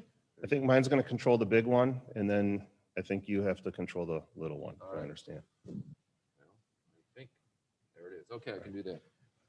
So I'm going to give an update on summer school, but before I do that, I just want to say thank you to Ms. Aquino and Mr. Roberts and Dr. Broski. I know this isn't really the time for it, but it's much appreciated. I'm very happy to have that behind us because we have a lot of work to do the next 4 months. So summer school, last time we met, question was asked of where we are in summer school, and I shared what was the latest that I had at that point, which was that we weren't very confident we were going to be able to do everything we wanted because we didn't have a lot of applicants at that point. At this point, things have changed. We have had plenty of applicants. In fact, we have the highest number of our own teachers that we've ever had apply. So that says something. We also have a large number who have taught in our summer school programs before. So we're pretty confident we're going to be able to do most of the things we wanted to do. Summer school is going to begin June 21st, run through August 19th. We have options for kindergarten through 5th grade. We're going to have some middle school math, high school credit recovery, some options for special education students, and also for our English language learners. This is kind of a rundown for elementary. We have an early literacy, and that will be offered at this point. We believe it will be offered in person at 2 sites and also virtually. We have a CVS summer literacy for students exiting kindergarten through 3rd grade. Again, 2 in-person sites and a remote option. We're partnering with MISD for a STEM option for our students who are exiting 3rd grade. That's a virtual option. Math and literacy through the ISD for students exiting 4th and 5th grade. A summer camp for our CLP students. Support for our English language learners exiting all of our elementary English language students. And we offer transportation as well. Secondary, we're working with the MISD. Well, Yes. is that for everybody or just targeted students that that's going to be offered to? Most of them are by invitation. So, and I'll get to the timeline on that. In elementary? Yes. Yeah. The 3rd grade STEM, I think, is open to everybody. I'm not 100% sure. MISD, we're partnering with them for math for students exiting 6th or 7th grade. That's a virtual program. Credit recovery is something we've always done. This year, we're making it free for up to 2 courses for any high school students who want to take advantage of that. A secondary CLP summer camp will be in person, and then some support for our English language learners in high school. Information is going out this week, I believe, if it hasn't already gone out today, as far as letters and flyers to elementary and middle school students. High school students work with their counselors to learn about the credit recovery options, and registration will open as soon as that information goes out. Registration closes May 14th for the CLP camp, and for students who, for families who want transportation, we need to know that by May 14th as well. We'll continue to accept registration as long as we have openings, but we need to know for transportation by that point so the routes can be arranged. Yes. What are we looking at in terms of cost for these programs, like cost to our families? They're all free. They're all free? Yeah. Oh, okay. Yes. Thank you. Yep. Okay, it's green. So the invitations have already gone out to the families? They that either have- went today or they're going this week. Okay, so they're going to be going out. Yep. So do we think that there may be opportunity for families that want their kids to go to a program?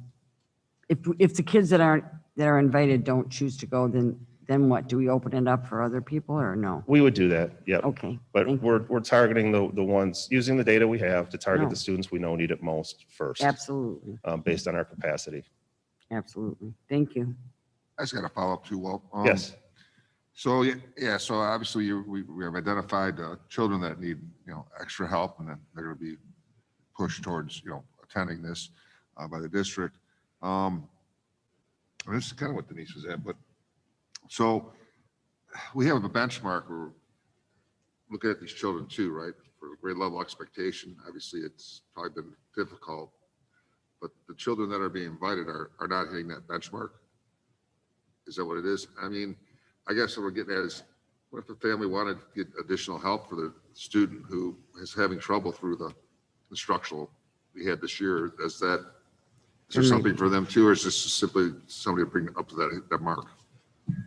There may not be a actual summer school option that we can offer, because again, we target the students who seem to need it the most and try to encourage those families to participate. Okay.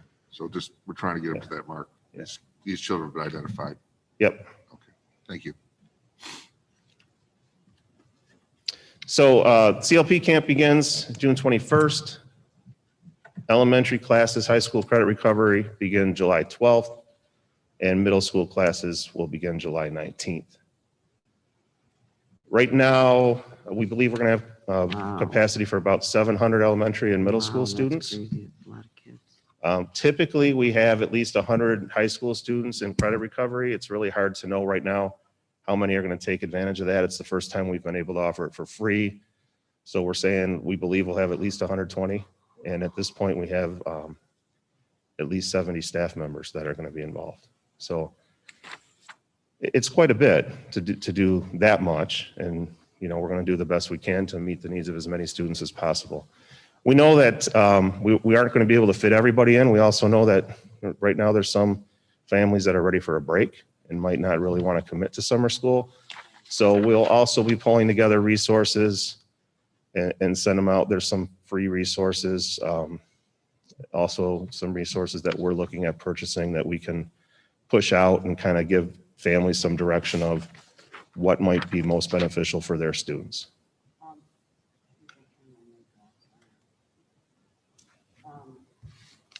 So, don't tell me I forgot my question. The parent program, it's a grant program through the, it's through a grant, but it's the parent workshops that they offer at the different elementaries. Those aren't offered in the summer, are they? They're not? Okay, so No. there's no opportunity for that with the grant money? Okay, just was asking, thank you. Oh, good question.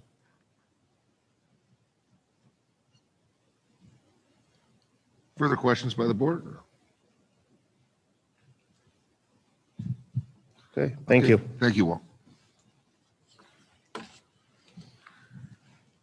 Okay, with that, we'll move to K of and by the board.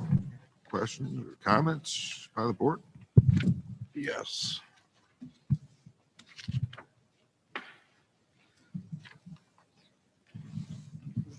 As far as this new 12-foot policy or whatever it is, Mr. Roberts, can you elaborate on that? I mean, okay, what is that then? I thought it was a change of the plan.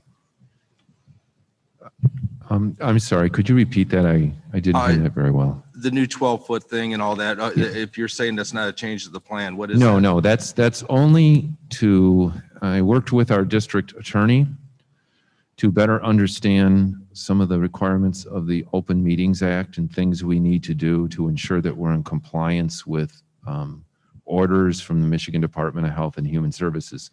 So that only applies, some of the 12-foot distance only applies to this meeting this evening. So for those people who, there are certain conditions that need to be met in order to be unmasked in a public meeting. And that's the 12-foot distance. Now, for anyone coming here tonight, if you were to read the list, it's medical conditions. So what we did here to be in compliance with the law and be sensitive to those people that have medical conditions is we created a section of our room that by the tape on chairs would guarantee 12 feet of space between anyone who was unmasked. And we're required to do that. So that's really what that has to do. It has nothing to do with anything else in our district except for meeting the requirements, the health department for the for open meetings. Does that help? Well, I guess I'm still confused on where these orders come from. Because everything I've seen has pretty much been suggestions or guidelines. Why, I mean, first of all, who came up with this, the 12-foot and everything else rule? Well, that's all through the Michigan Department of Health and Human Services and working with our attorney to be in compliance. So if we would call the health department, they'd be able to tell us about this? Well, maybe someone at the health department who is knowledgeable of how the two interconnect, the orders with meetings. So I imagine someone could. I'm not sure that everyone there would deal with this, and they may not everyone may know. I guess where would we look to find the orders? Because I mean, like I said, everything I've seen is suggestions or whatever, and it's up to the board to make the rules we follow.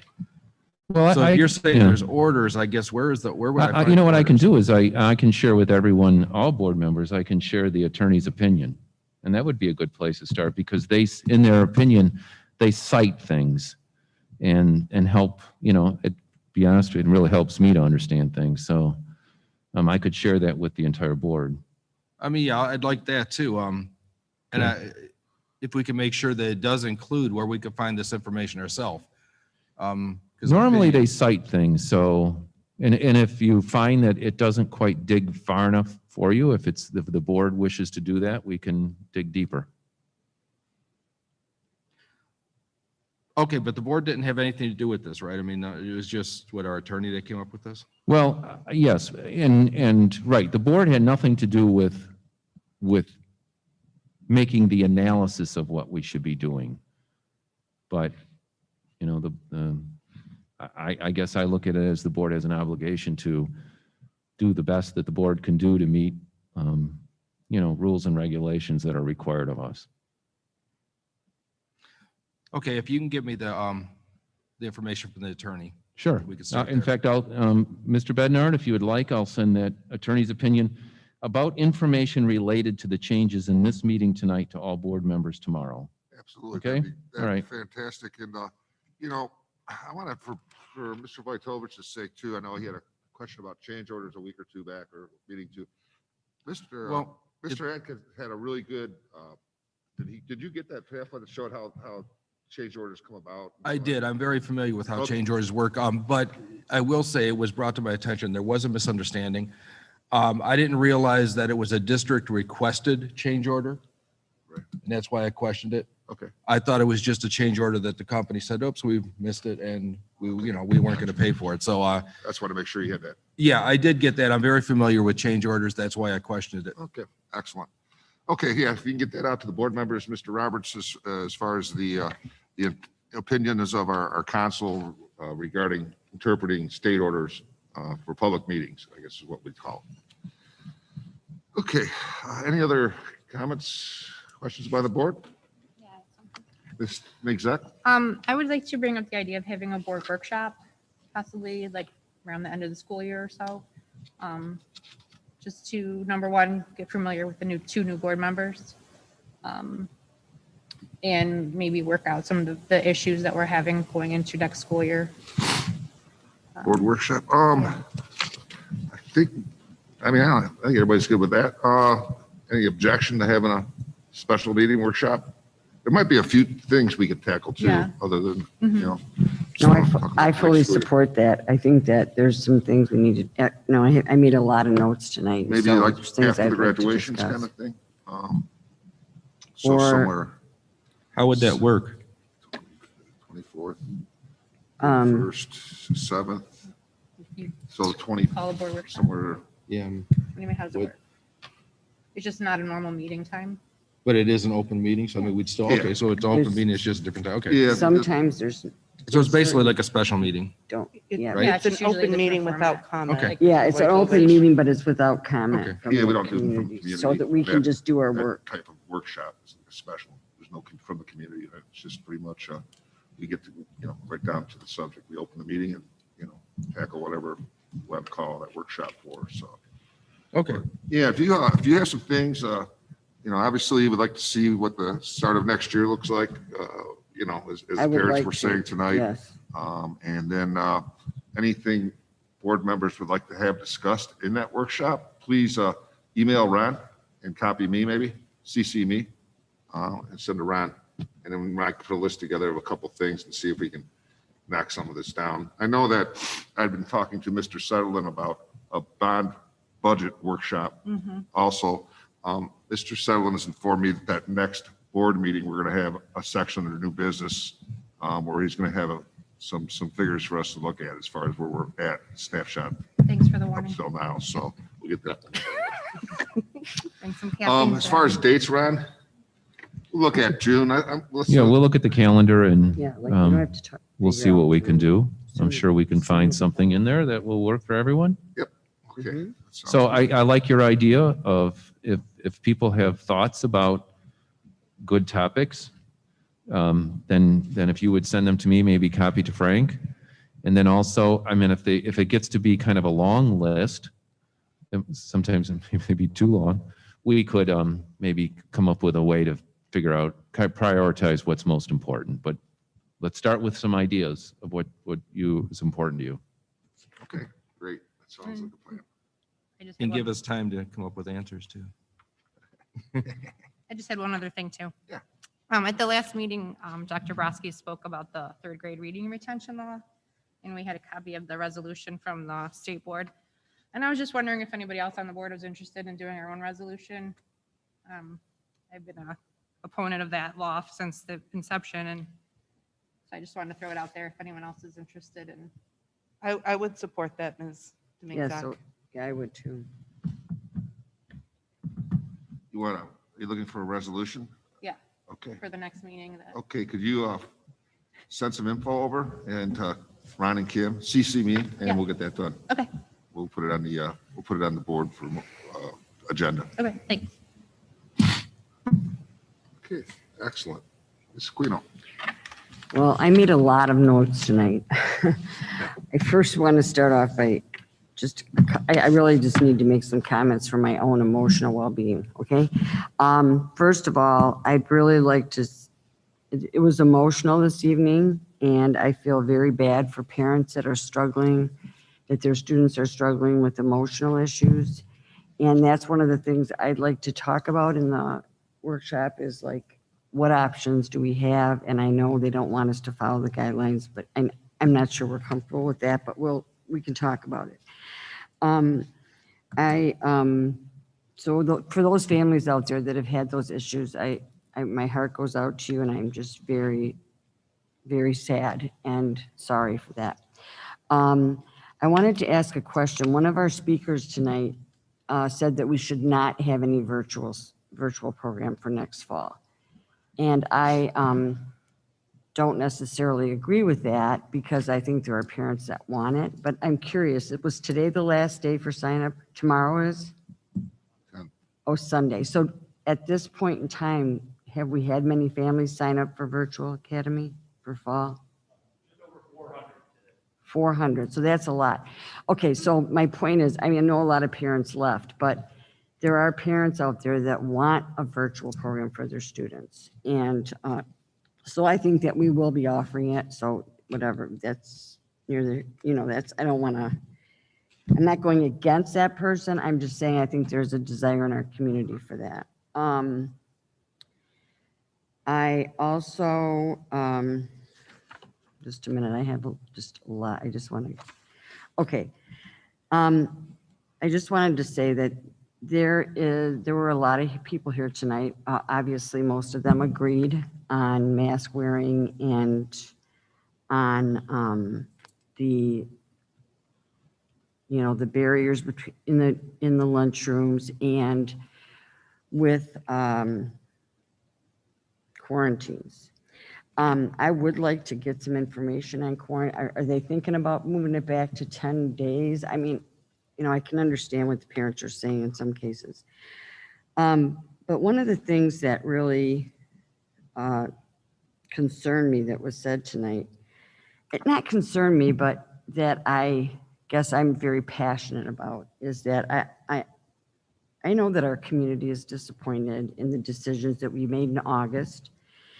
At that time, the percentage that they recommended to go back to school was at 5%. It was at 5.3. Yes. Was that a close call? Yes, it was. And I know people don't agree with it. But after that point, the numbers rose very, very quickly. And so I still think, in my opinion, we made the right decision at that point in time. Not to say we shouldn't have gone back sooner. I understand, and I know people are frustrated. There were 15 or so speakers this evening, correct?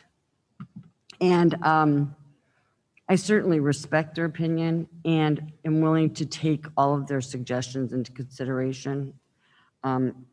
But there are also a lot of community members that were not here tonight that we also need to represent as school board members. And some of the, many of our parents are kind of they're in the middle with how they think, and may want different things than the people that were here this evening. And I know the people here this evening probably resent a greater amount of people, and I understand that. But one of the speakers tonight talked about Moms for Liberty. And the thing is that the one thing about liberty is, in my opinion, and rights, is that the people that spoke about not wanting their children to wear a mask, yes, they have rights. But the people that want their children to wear a mask and want other people to wear a mask also have rights, because they think that even though they think that it's an end, they might be at the end of the pandemic, and I hope we are. We also have to, we as a board, as a body, have to take all of the students in our district into consideration when we make decisions. And so, yes, we have followed the health department's guidelines, and maybe there's a lot of people that disagree with us, but I just wanted to say that nobody on this board is trying to be, forget the word, people, negligent. Nobody on this board doesn't care about the students. Believe me, we care. I was just sad. Several parents said today, why should I keep my kids in Chippewa Valley? Well, I mean, it's a personal decision, and every parent has to make their own decision. But I have some reflection from, I've been on the school board for 24 years, and a lot of people would say, you need to go, there should be term limits, blah, blah, blah, and that's fine. They're entitled to their opinion. But I really would like people to take into consideration that this past year with COVID, conspiracy theories, political polarization and frustration is not the best year to make a decision about Chippewa Valley schools as a whole. What Ron showed us tonight was just a glimpse of the accomplishments of our students. We have excellent programs. The people that moved here because of our school district. Please don't take 1 year snapshot of the decisions we've made as what your children will gain by staying in our school district. We've always had, I know people feel that they have not been heard. I understand that, and I know they're frustrated. And for that, I'm sorry. I really am. I don't want people to be frustrated. I don't want people to feel that we don't care, because we do care. But we're not controlled by the union. At least I don't consider myself controlled by the union, but we do have to take all of our stakeholders into consideration when we're making decisions. And I'm not saying that sometimes it hasn't been taken too far in terms of staff members, but everybody's different. Each child reacts differently to the mask. Each child reacts differently to each one of these situations. The one person that spoke this evening talked about she had 3 children and one of them is really suffering. So I would consider talking about maybe having lunch areas that don't have, that people could choose to let their kids sit in lunch areas. I mean, I would certainly be willing to listen to that discussion, because maybe then parents could have choices to put their kids in a different section or something. But I just want to encourage parents not to use the year of a 100-year pandemic as a time to discard or forget the great accomplishments and programs that we have in student growth, and that many of our students have accomplished great things. We have great staff, students, and families, which many of the people here this evening, but yet they're questioning what to do in the fall. I can't tell you what's going to happen in the fall, except for this. Up to me, no masks, no anything. Let's just go back to normal. But that's my wish, and that's my hope, and that's what I would support, unless something unforeseen that I don't know is coming is coming. The one person said they wanted their child wanted to go to MIT. Believe me, as a school district, we've had many students. We have over 100, what's the right term? Summa cum laudes every year. Many of those students go on to U of M, to the Naval Academy, to MIT, to Harvard. We had one student who couldn't get into the IAM and was disappointed, went on to, what was it, Ron? Was it MIT? No, that was the student who, one of my favorite stories. I know. That was the student who purposely failed the test to the IM because she didn't want to go there. Oh, right. So she went my to mistake. Chippewa Valley High School and then went to the Ross School of Business at U of M as a freshman in mid. Oh, okay. So there But are I thought there was a options. gentleman, a student that couldn't go, or maybe he just, I don't know. Anyway, he was admitted to Northwestern or some other prestigious college. So I just want people, I was hoping people would still be here, because I would really strongly encourage them to think of Chippewa Valley schools. I know there's one school district in Macomb County that has had school all year, and I'm happy for them. But they had a virtual program for 35% of their students that was subpar. So whether or not you think a kid should wear a mask, whether or not you're afraid of COVID or not, everyone has their own personal feelings and should be entitled to consideration.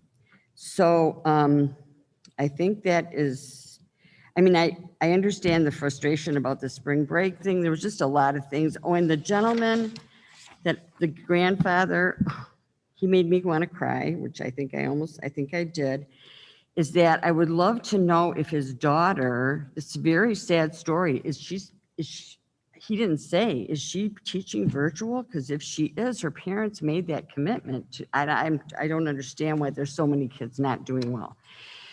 One other thing. Kids are staying home because they're depressed. They're staying home because I would say the biggest majority of kids are staying home because they want to play sports or they have other outside activities, and that's fine. I think it's great, but I just want people to try to think about the year before the pandemic and think about what our school district has to offer. The people that were here tonight moved here because of the school district. We are still a great school district. It's been a rough year, and maybe you don't agree with every decision, and for that, I'm so sorry, but I had to make those comments. So I apologize for taking some time, but anyway, I'm done now. Thank you. Thank you, Ms. Guido. Well said.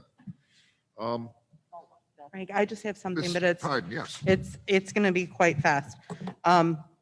It's going to be fast. I have one grow and one glow for us.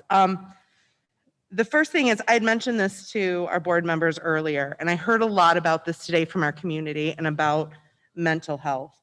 And I really believe if we're going to take that seriously, I had put out the challenge to us before to look into that program with Easter Seals that is happening in numerous school districts throughout Oakland County, such as Berkeley and Holly, where they have, in partnership with Easter Seals, a mental health clinic in their school district. If we are serious about that, and if our community is serious about the mental health of our students, then that is something that I think that we should commit to, and at least commit to investigating that and establishing that. The other thing that I have is I'd like to go one beyond our resolution for teacher appreciation. I appreciate our teachers immensely. I've said numerous times over and over, I have the sweet life I do because of teachers. But I think our entire staff and every educator in these buildings deserves to be recognized this year in the same way. We could not run our school from the lunch aide all the way up to Mr. Roberts. And so all of them really deserve our appreciation. That's all. Beth, would you, it sounds like the board would like to hear more about the Easter Seals. Would you like to put it on the agenda, or do you want to put it in our workshop maybe, or? Why don't we talk about it in the workshop, and that'll give Might me be a some little time late, to though. gather some I don't know. information on it? If that would work. I'm just thinking it might be how much time, if we were to move in that direction, how long would it take for the district to establish something of that sort in our schools? Would they need more time than wait until, mid to late June to get something going? Or Rhonda, are you familiar with that program?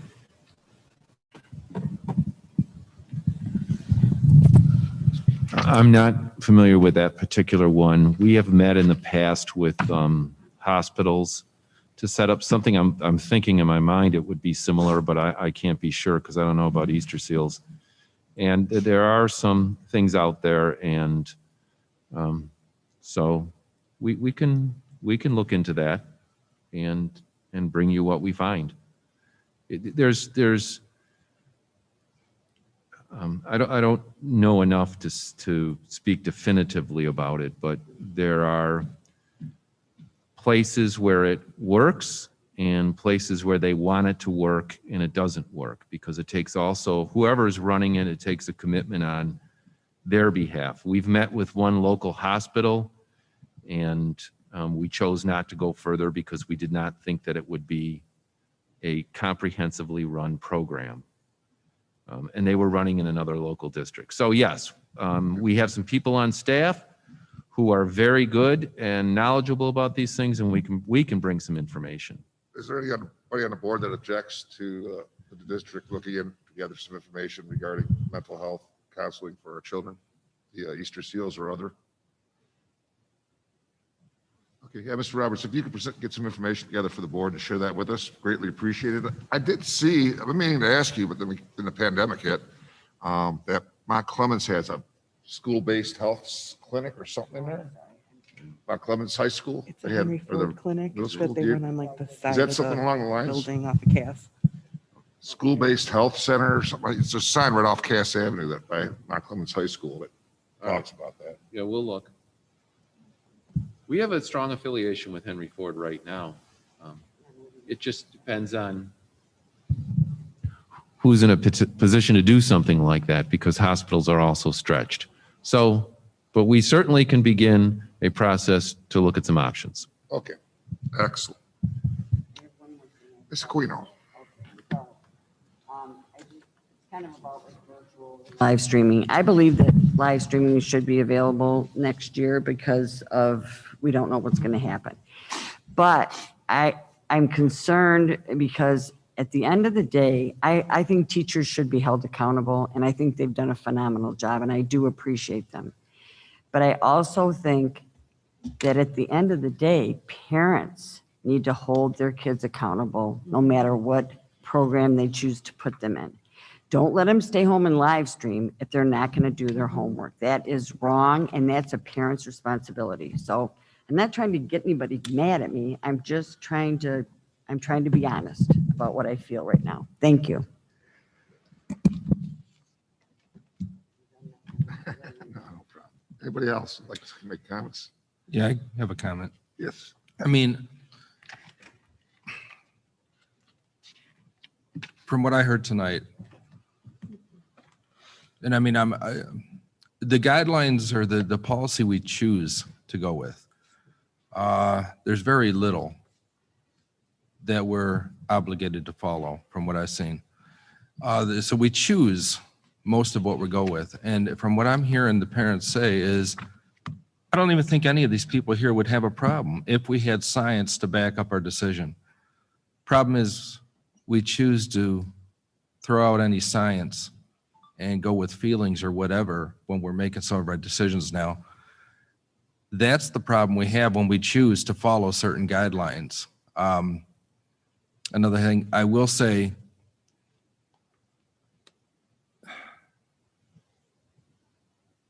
I don't know how to put this because I don't want to,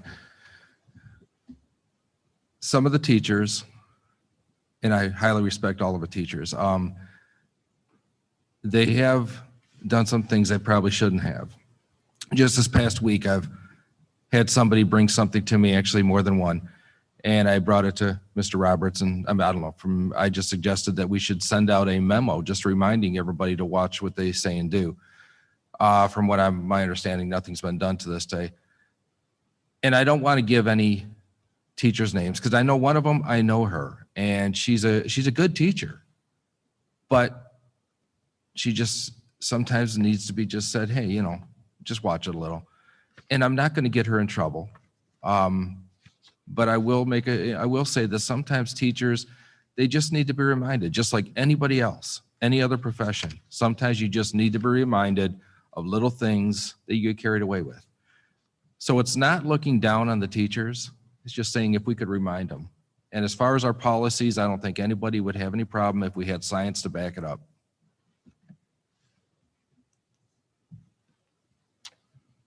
Done.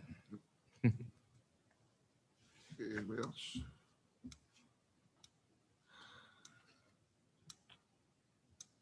Okay. Thank you, everybody, for your comments tonight and for being patient through a very lengthy meeting. We will get back with you as far as that special meeting or the workshop and topics. Please send to me and Ron and things you'd like to have discussed. And we'll get that put together with some dates and see what everybody's able to do. Okay. All right. Nothing further. Have a motion to adjourn. I'll move. Moved by Ms. Pinksack, I'll support. supported by Ms. Pydent. All those in favor signify by saying aye. Aye. Aye. Opposed by nay. Motion carries. Adjournment 9:39. 9:39. Now I have to go decorate for my. So you're adjourned. Thank you, everybody. Hmm.